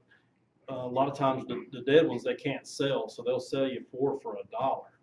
And I don't know if anybody's fished crab, you pop that shell off their back. You don't have to have a soft shell crab. Just grab those 4 legs, pop that shell off the back, throw the shell in the water, and like a chum slick, break that crab in half, put him on a hook, and toss him under a dock. There's, unfortunately, we're in that same situation we were in all last summer, where the water looks absolutely horrible, even at Ocean Isle. It's terrible. They've got a dredge running 24/7 in the inlets, which isn't helping matters as far as the water clarity. But that chunk of crab puts off so much scent that a lot of times you can throw that crab in the shallow water, and you can watch that redfish just like a bird dog honing in on that bird. He'll be back and forth, and the closer he gets, the tighter that swath gets until he gets right on it. You'll see that boil, and he'll take off with it. Scented baits. I've got a source where I'm fishing whole shrimp with the head on. That head of that shrimp puts off a lot of scent. When I hook my shrimp, I go ahead and smash that head a little bit, get the juices flowing, especially in the heavy stained water. Yeah, we found that out last year early on that we got a hold of some big live shrimp. We were catching a lot of 16, 17-inch redfish. There were some 23s to 25 inches mixed in with them, which is typical in the colder weather. You'll see groups of fish getting together, 30, 40 fish in one group, and they'll be ranged from 17 to 25 inches. But for some reason, those little guys, when I say big shrimp, man, they were big shrimp. I mean, they were rather grown. I couldn't get them to eat the whole shrimp, even though it was like, 'cause I was like, man, this would definitely pull a bigger fish out of the dock. And it looked like pinfish hitting it, man. They were hitting, boom. They just couldn't swallow that whole shrimp. So I ended up taking just the heads off, throwing the heads under there, and they were hitting those heads just as good as anything else. Don't let him fool you. He was eating the rest. And you darn right I was, man. That's kind of where the idea came from. If they'll eat the heads, man, shoot you. I'll take the rest of the shrimp home and eat them my dang self. White shrimp's hard to beat. But I mean, we were floating them on corks and everything else, even on later in the year. And typically, if you guys fish a lot, if you catch your own live shrimp as they get here, sometimes as late as, or as early as late May, we'll start seeing a few shrimp in the creeks. But that's a good telltale sign. We all deal with pinfish and spots and croakers and stuff bothering us death when we're trying to catch a real fish like a black drum or redfish. But I can guarantee if you a good indication of whether you should stay and stick it out with the pinfish and croakers, if you do get a bite and you bring it in, just the head's missing, that's a good chance right there that was a black drum or a red drum that actually bit that. Because that's what the bigger fish are going to go for the head first, no doubt about it. The little ones typically start from the tail and the legs first. But you get a piece of shrimp back that the head's gone first, stick around. It's going to change. It might be a little bit, 30 minutes, 45 minutes, let the tide drop a little bit more or whatnot, or rise up just a little bit. But and croakers is a good sign. If you're catching a lot of croakers, typically a black drum or a red drum will be in that area eventually. He will show up. You might be out of shrimp by the time he gets there, but he will show up. You might want to just lay off the shrimp for a little bit and try something else and give it some time. But that's a good indication that the bigger fish will be there. Especially if all of a sudden if the pinfish bite and croaker bite completely shut off all of a sudden, something's definitely changed. Yeah. Big boys come in there checking things out. Since he mentioned black drum, I talked to the marine fisheries guy yesterday, and he's already writing tickets for people having undersized black drum in North Carolina. So don't forget there's a new law in North Carolina. There's a slot and a catch limit. So.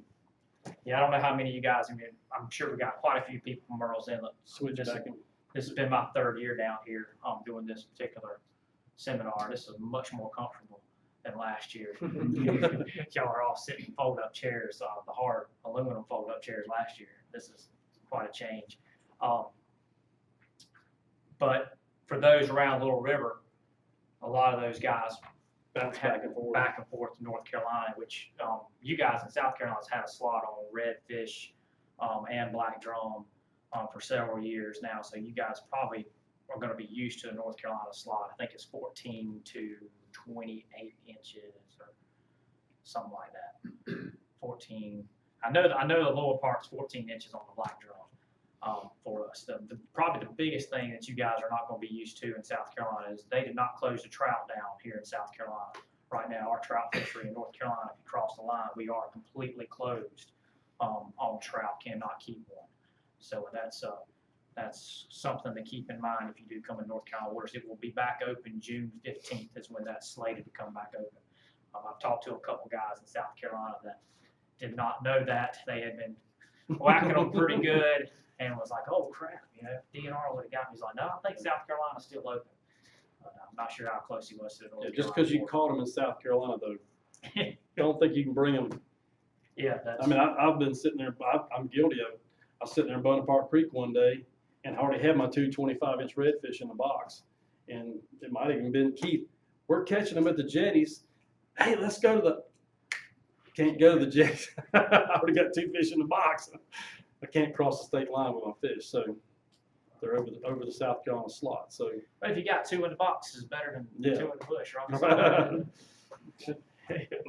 But I'll go over a couple products that I use a lot. If you like fluorocarbon, instead of spending a ton of money on the blue label, Cigar here has come out with a new red label. It's been on the market, I'd say, for the last 3 or 4 years. Really good stuff. Anytime you try a new product, I'm not as high tech or as known as a lot of other people who might get stuff given to them. So I have to go out and buy stuff and try it myself. So I've got a little bit of investment. So I'm not pushing this because somebody gave this to me. I'm pushing it because I've been using it for the last 4 years, and it's good stuff. I use all my leader materials with this. I use 10, 12, 15, and 20-pound test is what I use in fluorocarbon, and I think you get 200 yards of it for about $13, and you catch it on sale. I mean, Bass Pro Shops are on a little sale, and you get a little bit better, $1 or $2 less than that. But I mean, still $13 for 200 yards of fluorocarbon, real good fluorocarbon. It's hard to beat. The blue label is, for you offshore guys, man. You spend some money to catch that tuna.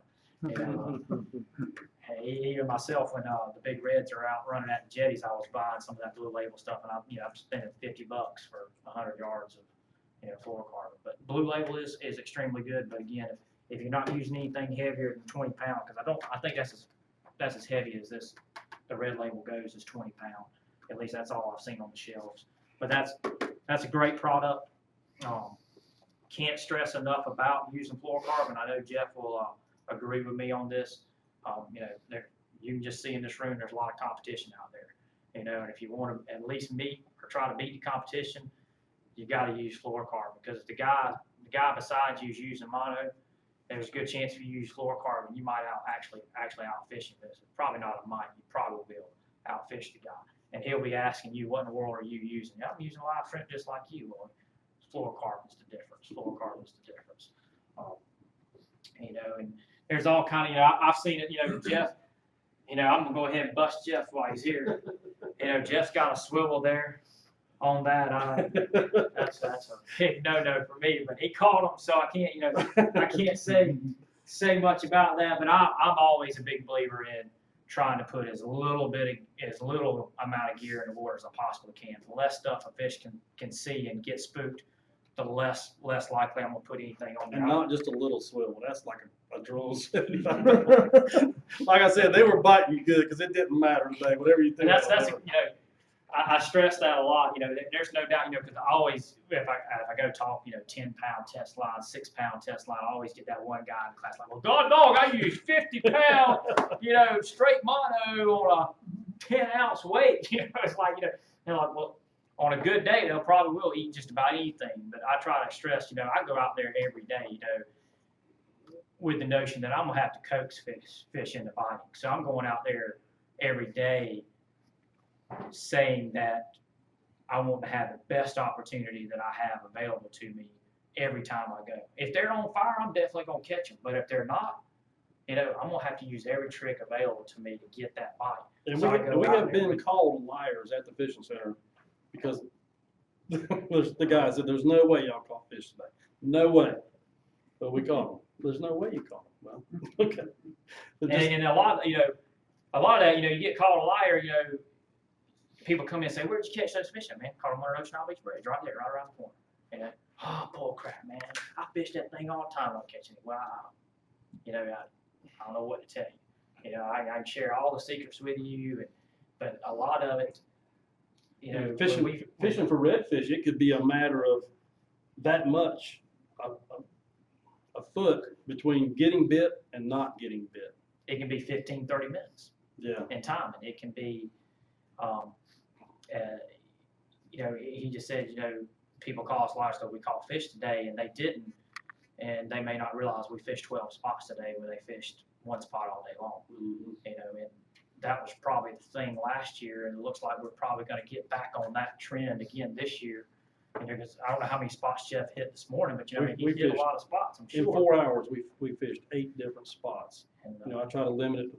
Usually if the redfish are there and you throw a combination of whole shrimp, crushed crab, mud minnows, and even a little strip of fresh filleted mullet in there, out of those 4 baits, if you don't get bit on that dock or that hole in 30 minutes, you can leave because they're not there.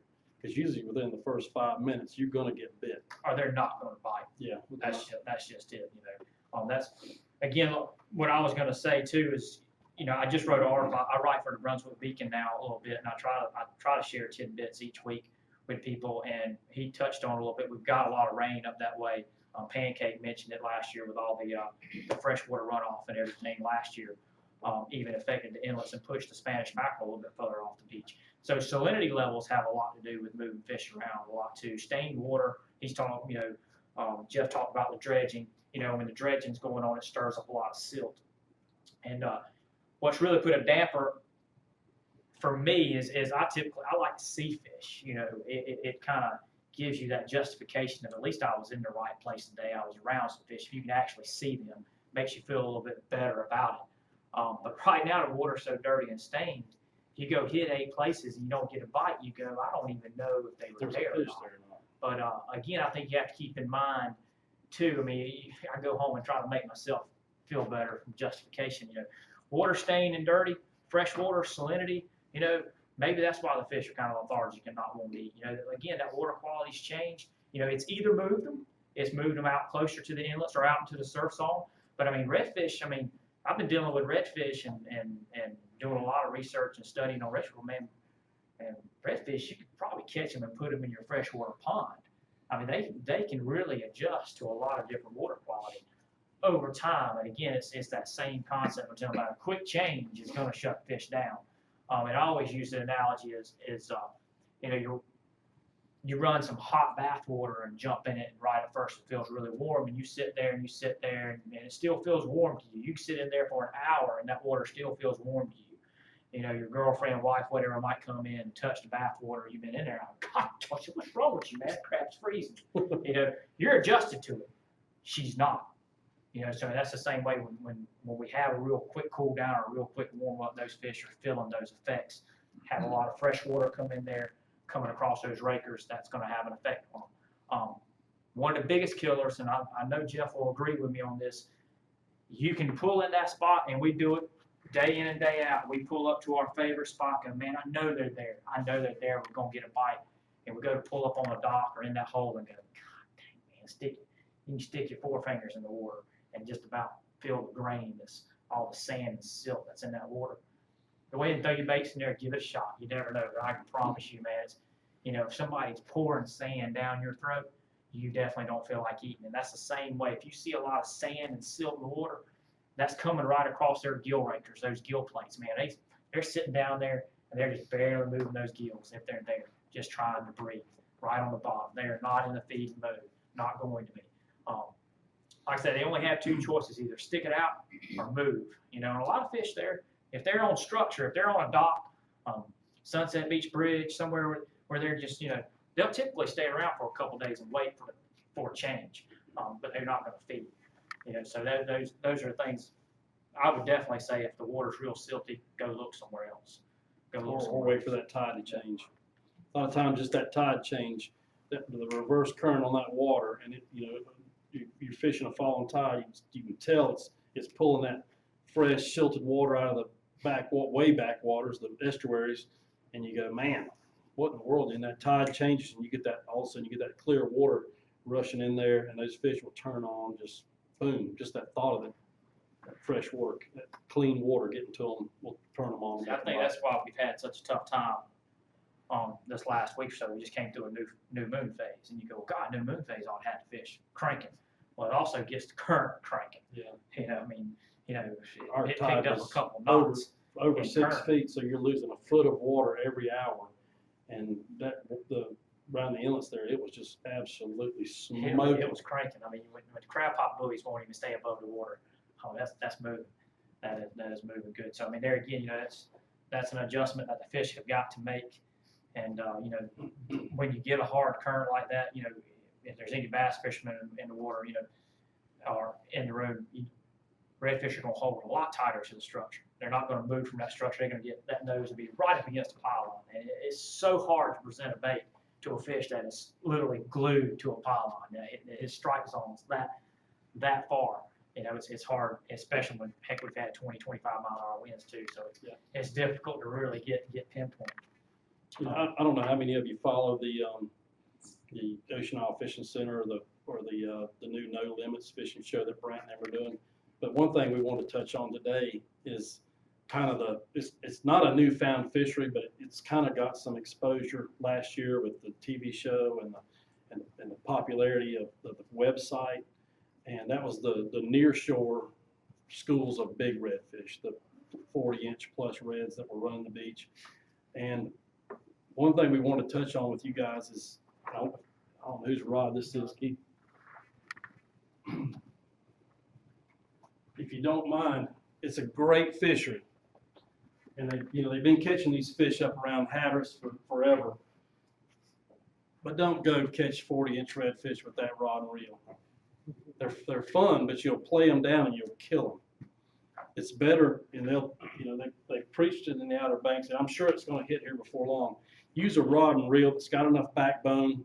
You know, I used to guide down in Florida for tarpon, and my tarpon rods are collecting dust. And I decided to break them out on this redfish fishery. It's 50-pound braid, 50-pound fluoro with a 2-ounce egg sinker. You want something you can get that fish to the boat, get your photo, and release that fish quickly. Because what will happen if you fight a school of fish down the beach with those 25 reels and that 15-pound line, you'll fight that fish till you'll completely exhaust him. And when you've chased that school of fish down the beach from the inlet, you're on your way back. Wow, look at that one. He's belly up. Wow, there's another one belly up. Those fish can't recover from that long fight where they've built up so much acid.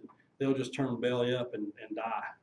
So use a rod and reel that's got enough backbone and a line that's heavy enough where you can get that fish in, get your picture, and release it in good shape. You know, down in Florida, tarpon fishing, you know, when you completely exhaust a fish, a tarpon like that, and you release it before it could even get away from the boat, the sharks are on it and just annihilate it.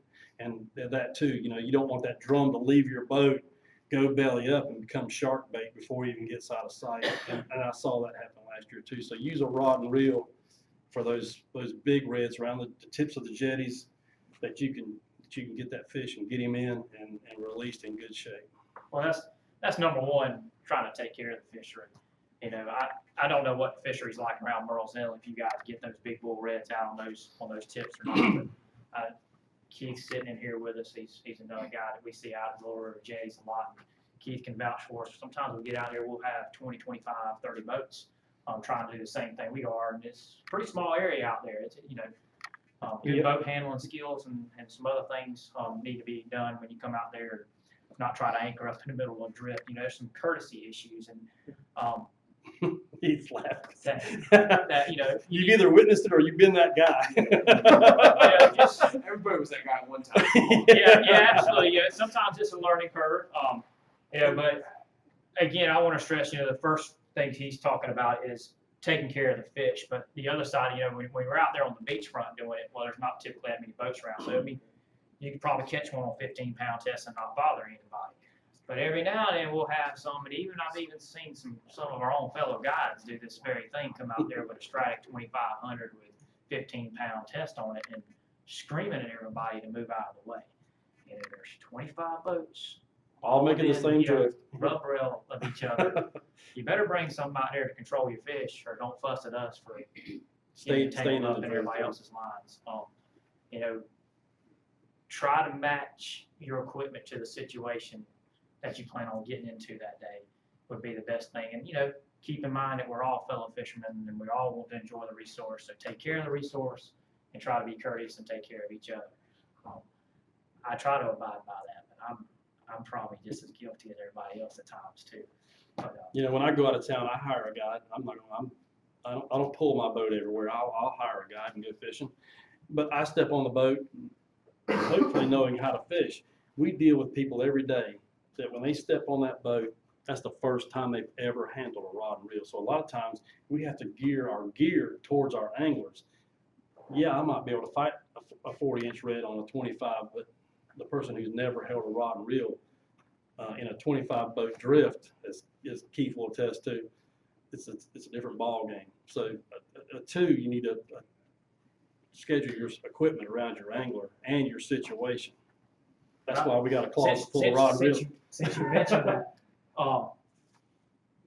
I really like these reels made by Quantum. This is an older model, and probably many of you, especially the generation my age and older, will probably appreciate this. They don't make things like they used to. So I like older model stuff because they actually made stuff back in the day. Or actually, when Quantum I guess probably been 7 or 8 years now. Time flies. But Quantum actually tried to start competing with people like Shimano again, and started to build some really good reels. They started to come a little bit downhill. I hate to talk about them that on a negative way, but I mean the Quantum, when they first came out with the Quantum Kinetics and Catalyst and Energies, man, they made a good solid fully aluminum reel. And this is what I've got. This is probably a 2005, 2006 model, and it's built very well. Except for the handle. What's that? Except for the handle on a lot of those ponds. Yeah, the handle's the little gear in it, but that's it depends on how much pressure you're going to put on. But actually, I just replaced the clutch in 3 of these reels on the other day. I like Quantum just because it's a heavier reel. It's got a nice bell on it that people can't mess up. But the clutch in it will go bad in them, especially like he was talking about. We get anglers on there every day. We get it every day. There's my clutch going right there. He's still cranking. That fish is not going anywhere. Meanwhile, the line's twisting up every time too, and line's getting weaker. So, Or you can go to the other end of the spectrum, and people will laugh at me. I saw you give away one a minute ago. The Spitfire for $14.99 that I have caught thousands of redfish on. The beauty of this reel is you use it for 6 months and you throw it away. People go, you need to put new line on that reel. No, I'm going to throw the reel away when the line gets sold, and I'm going to put a new one on here because I ain't got a 14. Way I order them in bulk, and I only have $9.99 in that reel. And I have caught thousands of redfish on that, but I will not take it to a 40-inch. It's like taking a knife to a gunfight if you take it off the beach and try to catch a 40. I have caught 40-inch red, and I've caught citation flounder and citation speckled trout. I don't know if you guys saw the article we did last year in North Carolina Sportsman, but all the citation speckled trout I caught last year, caught on a Iowa Spitfire for $10. When the drag wears out, you throw it away because you only got $10 in it. And you don't have to worry about replacing the clutch. So, like when you find the fish cooled up, how do you throw a lure out there without spooking the school? that's I love to have current running when I can locate fish. There's a couple different ways you can do it. You need to try to throw well short of them, be up current from those fish, and throw a cork 10, 12 feet in front of them and let that cork drift the bait down to them. Or if the current's running good enough, again, you take that 1/8 ounce jig head and let that current tumble it down to them. You never want, that's probably, offshore guys see it, inshore guys see it. You see fish, you get all excited first, wham, you just throw right on top of them, and they just blow out, mud flying everywhere. guys offshore, they see them come up, fish blowing off, brrr, drive forward, lures right through the middle of them. Now go down instead of going out around and getting in front of them, or even getting out in front and let's just drift our baits out in front of them. You know, never throw directly on top of them and never run over fish. You know, like I said, Jeff and I probably vary on things a lot. You know, I mean, Well, as much traffic as we get in the waterway, it may not really be an issue. But if I can help it, if I can have a way I can go around the hole to get up on the top side of it and not actually run directly over that hole, over or through it, yeah. you know, like even for flounder, if I can go around the back side of the sandbar and get up current without actually running over that hole to fish it, I'll try my best. Even if I got to run over it, that's what I use my trolling motor for a lot. I'll put my trolling motor down and just go as far over to the edge as I possibly can. Try not to spook those fish out of it. You know, because we're on a time. We're on a timer a lot of times. I don't know. You know, you can run over that hole with your big motor, anchor up, and 30, 45 minutes later, they may start biting again. I don't have 30, 45 minutes. It may be my last 30 minutes of the trip, and I need to bite right now because I ain't got to bite all day. So I need something to happen right now. So A lot of times it's just a matter of, you know, you heard Jacob mention an 1/8 ounce to a 1/4 ounce to 3/8 of an ounce. A lot of times, you know, when I pull up on, I stick my stick pins down, and I'm sitting up on a dock, I'll tell my people, don't stomp, don't bump your rod on the bottom of the boat. Let's be as stealthy as we can, and I'll switch down to you know, I fish a lot of Carolina rigs when I'm fishing my crushed crab and mud minnows. Fishing clear water in Florida, you learn how fish react to repeated casts. If you got fish that are holding on a dock or holding on an oyster bar, and you repeat cast with a 1/2, 3/4 ounce, 1 ounce egg sinker, just that splash will make them blow out, or it'll make them so they won't bite. Reduce your weight. You know, try to pitch it in there tight. And I tell my people, don't reel it back in. One time I had to, you know, I took the handle off a reel because I'd make the cast, I'd hand the guy the reel, and when I turned around and looked back, there's my minnow hanging. Dude, the only way you're going to get bit is to leave it in there. If I keep casting it in there, you're going to blow those fish out of there. So the next cast, I threw it in there, and I took the handle off, and I said, here. He goes, Captain, there's no handle on this reel. I said, you're damn right. You're going to leave it in there, too. And next thing I knew, it bit me in the butt because he's over there going, hey, hand me the handle, hand me the handle. He caught that fish holding the handle on there, just putting pressure on it. And he caught that fish without the screw being in the handle. But he learned his lesson. You've got to leave that bait in there. Even if you throw that thing in there and that fish, you spook him out of there, he'll blow around. He'll come. He's like a deer. He'll leave out of there, but he'll come back sometimes. we come right back, check it out. Yeah, he'll come back and see what made that splash, because a lot of times birds drop fish, or a bird will drop something and they'll leave, but they'll come right back to see what made that noise. So if you can get it in there, let it settle, there's a good chance he'll come back around and check it out, and not be moving that sinker. But the lighter you can go on the weight, especially this time of year, on those redfish, even if you know there's fish on those first 3 sets of pilings, if you can get that bait in there without spooking them, just reduce your weight, go to the braid, something that casts easier, where you're not having to put so much weight on it to get it in there. Floating it. Yeah, floating is probably the best way. But if you don't have floats, reduce your weight. Make as less splash as you can getting it in there. I guess there's, you know, he mentioned this time of year, and this time of year, I don't know, you know, typically we get real clean, clear water. You know, he's dealt with Florida a little bit, no doubt. Clear the water, and I would probably say the shallower the water as well. Fish when they get shallow, water's real clean and clear, they are like a cat in a room full of rocking chairs, man. They just, before you do something wrong, they're gone. I mean, I don't know if because they can see, they just don't feel comfortable. I don't really know exactly what it is, but I can tell you the shallower water and the clearer the water, the quieter and the slower you need to move. The longer, you know, we chased a school of fish one day, and we would just get to casting range and they'd blow out.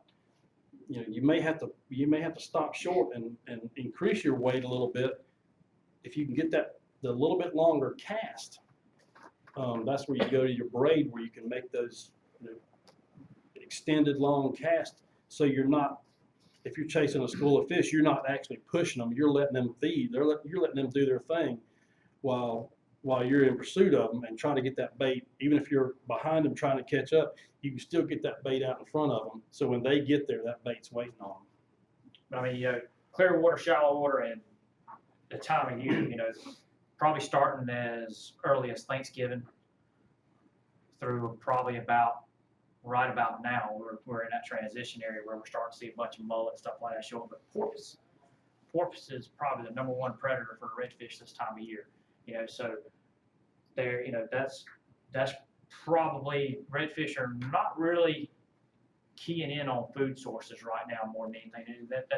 That's probably a second or third on our list. They're #1 on the list right now is look out for Mr. Porpoise, and that's, or I shouldn't say just porpoise, but survival, just survival as in don't get heat and stay warm.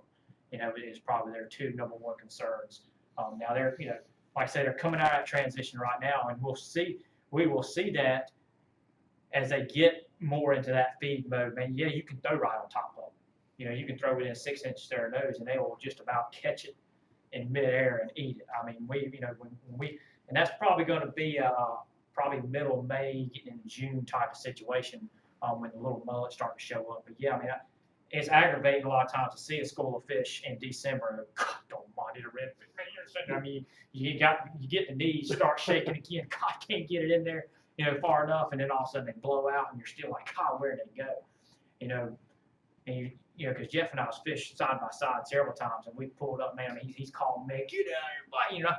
I sling at you, drop anchor down. I mean, rope's not even tight yet. I just went, pulled out a couple of loops tight, and I'm getting the mullet out and throwing it, and that can't even hand the rod to the guy. Jeff tripled up. I can't even. Wow, I mean, that redfish just ate that mullet in midair. I mean, it had to. I mean, it couldn't get the water. Yeah. And then in the wintertime you go and it's like, dang, man, you expect the same results. Especially, it makes me, I enjoy doing it in the wintertime, being able to see the fish. But sometimes you're like, I asked Jeff, man, I wonder how many daggone fish have got to be there for them to eat. Like sometimes we get on them. Sometimes they just, I mean, it's just like, God. And then you go see 50 fish in the wintertime, you can't, you catch 2 of them at best. You can't make them bite. How many fish have got to be around for us to catch 20 of them? So it's a real eye opener. But again, he uses a swivel. I don't. The mood of the fish dictates everything. If there's anything that you can take from fishing at all, is always be willing to change something and adapt. Always be willing to change. Don't go out there and have a bad day because you use the same thing all day long. Try something different. Even if you just get ticked off, cut a piece of that Sprite can off right there and throw it out there. Do something different. That's my dad. He taught me how to fish. God bless his soul. But man, I can tell you, we go to the pond. It was a chartreuse rooster tail and that black and yellow beetle spin. They didn't bite that. They just didn't bite it. That was it, man. Jacob For an hour, they didn't bite. As far as the trout, Jacob told me what he caught them on, and I went out there today. I said, I'm not using what he used. I'm using what he used. And I caught them on. A lot of times it's a confidence level. It's a personal preference. But I knew I had that to go back to. But I'm gonna try what I brought first, and it worked. So we stuck with it. And that's always a good thing too. I mean, don't go out there and tell you, use what I tell you to, because that makes me look a liar when you can't catch them and then you catch them on something else. But again, fish change every day too. I might have went this morning and not caught anything on the lure. Are we running out of time or? No, anyone else has any questions? Yeah, we've been up here rambling. How long do you make your leaders? I know you make them 6 inches, but what? It depends. I'd already cut that off about 3 times. It's a good question. I mean, a lot of people, I get this, we're just rambling on up here, but you can see I got a tremendous amount of fluorocarbon on here. I'm usually between about 14 and 18 feet on my fluorocarbon leading here. Good God, why so much? Because you see everybody, most people use about 36 inches, about 3 feet, and that's plenty, I think, as far as keeping it out of sight of the fish. But again, keep in mind, the clearer the water, the spookier the fish, all that, the longer you want your leader. 2 reasons I use such a long leader for this is my knot. When I'm connecting my knot with that, is if you use 36 inches or so, either you're gonna let that hang way down like he does right here, you know, which he's using a real short deal there. But typically you have to hang a lot of line unless you really didn't get that knot right in here, that little uni knot right here. And when you try to sling that uni knot out of these guides right up here, especially these little guides, it just ting, ting, ting, and you lose half your casting distance. But if you actually get enough line on there, which, you know, I'm using a 7-foot rod. So really, you know, you probably could get away if you really were stingy and wanted to save your fluorocarbon.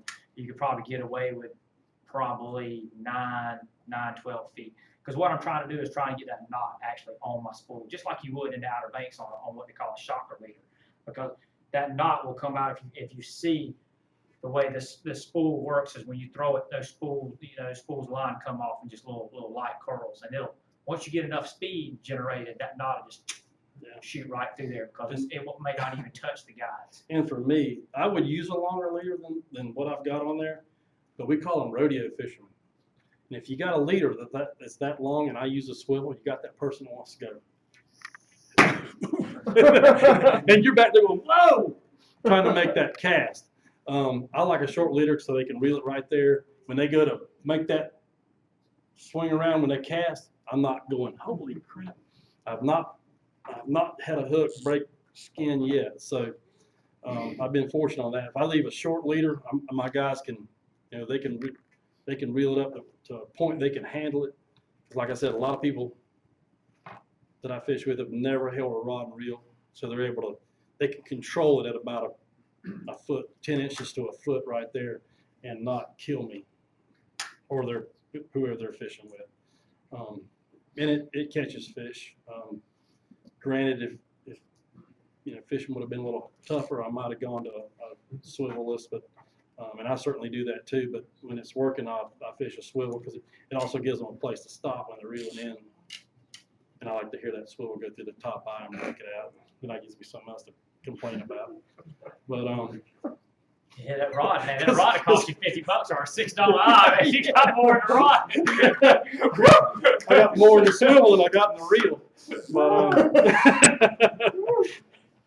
But anyway, I fish, to answer your question, I fish a short leader because it gives my customer more control over their cast than having a longer leader.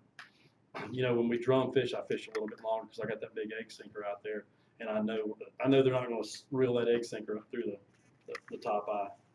But the second part of mine too, you know, like I'm using it for the knot. One reason. Second reason is I can retie a lot more with a longer leader and still maintain that knot in there. And two, keep in mind that fluorocarbon does not stretch as much as monofilament does. And coming from braid to fluorocarbon and not getting that stretch, especially with speckled trout fishing. Speckled trout have very, very soft mouths, so you don't want to yank a big old hole in their mouth. So the longer the leader helps it absorb a little bit more. Of course, the rod aids in that too, so I don't use anything heavier than a medium action on my rod when I'm speckled trout fishing. And redfish are kind of a toss-up.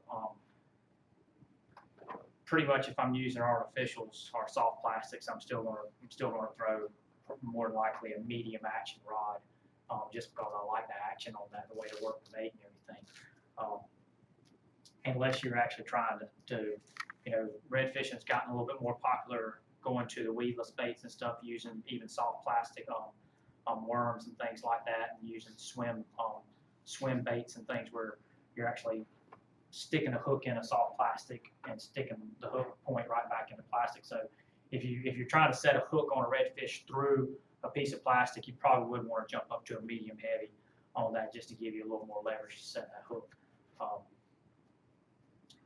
That's Any other questions? Everything you got spent, you ever use any bait casters? I know you can't use them for your clients and stuff like that, 'cause you're busy all day long, but when you're fishing personal, would you rather use a bait caster? if I'm throwing baits like this, we hadn't even covered stuff like that. If I'm throwing lures at least a ½ ounce or heavier, I love throwing a bait caster. I mean, you just flip it and you can use your thumb and you can control the distance. I mean, you know, bait casters are awesome once you learn how to use them. But I stress bait caster ½ ounce weight or better. If you keep trying to throw, thinking you're gonna get a lot of distance with a bait caster by throwing a 1/4 ounce or 1/8 ounce, and you're going to fight yourself a lot too, and a lot, you know. But I love, Jeff throws a bait caster, he uses the Garcias, but again, when we're using bait casters, because we're using heavier weights, I can't stress enough to use at least a ½ ounce weight or heavier on a bait caster. I mean, I carried 4 today. I carried 4 and 4. A lot of times with this water warming up, those fish on those docks, if you in that shallow water, those first few sets of pilings coming out of the grass, where that water's, this morning it was almost 68. Those fish are really feeling good in there, and a lot of times that 10, 12 pound on that spinner, I can't hold them back out of those pilings long enough to get one turn on them and get them away from it. So sometimes I'll start with my spinners, but if I break a fish off, I'll go to a bait cast with a 1 ounce, judging on how aggressive they are. So my client will have a little more backbone. I fish 17-pound Cajun red on those, where you can put a little more backbone and get them turned and come away from those pilings before they get a chance to go up under those pilings. So yeah, I fish bait casters with my clients, but typically I make the cast. I mean, you're asking that question. I mean, do you throw a bait caster quite a bit yourself? More and more. More and more. Have you tried throwing 1/4 ounce and 1/8 ounce jigs on them and stuff like that, or do you typically throw a little bit heavier weight? 1/4 ounce we can, 1/4 ounce, but not as well. Yeah, I mean, you can do it, but it's, like I say, you kind of fight a little bit, especially if the Plus, you're wind's not- blowing a little bit. Yeah, you're not getting that distance. Too, like we said, if we're chasing fish with those spinners, man, we can whip it out there and get the distance, where if you're trying to throw that bait caster, you're not going to get that distance out of it. Most of the time, port to a bait caster, that way it's easier to let the line out. Yeah, yeah, but a quart till, you put, ½ ounce. Yeah. Same thing as Carolina rig, just with a float on it. But I met Kevin Van Dam, I worked at Bass Pro Shops here in North Myrtle Beach for a few years, and Kevin Van Dam came down there when we first opened to give a seminar. And I actually had the privilege of pulling a reel up for him to use on our tank. First thing he said to me, son, he said, make sure you put 20-pound test line on there and give me something heavy. He said, I don't want to be up there bird nesting in front of all these people. Even Kevin Van Dam, he abides by that rule. Heavier line on a bait caster, 15, 20-pound test line. And if you talk to anybody who bass fishes a lot, you will see them. They'll have 6 bait casters over here and 6 spinners over here.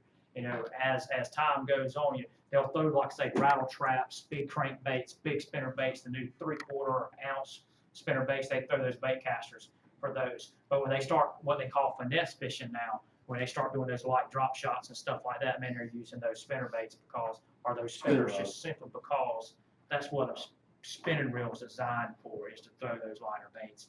Bait caster has a tremendous amount of power though, because that pinion gear being in line, so you get a lot of, where a spinner goes down there and turns a couple different ways. So you don't, they're getting a lot of technology, because you get the Spiros and the stuff offshore, but you can always get a little more drag pressure and a little more strength out of a bait caster too. So, there's advantages on both sides of that. But as far as casting goes, I can't stress, man, keep line heavy and keep lure heavy to keep you from having that aggravation of getting the birds in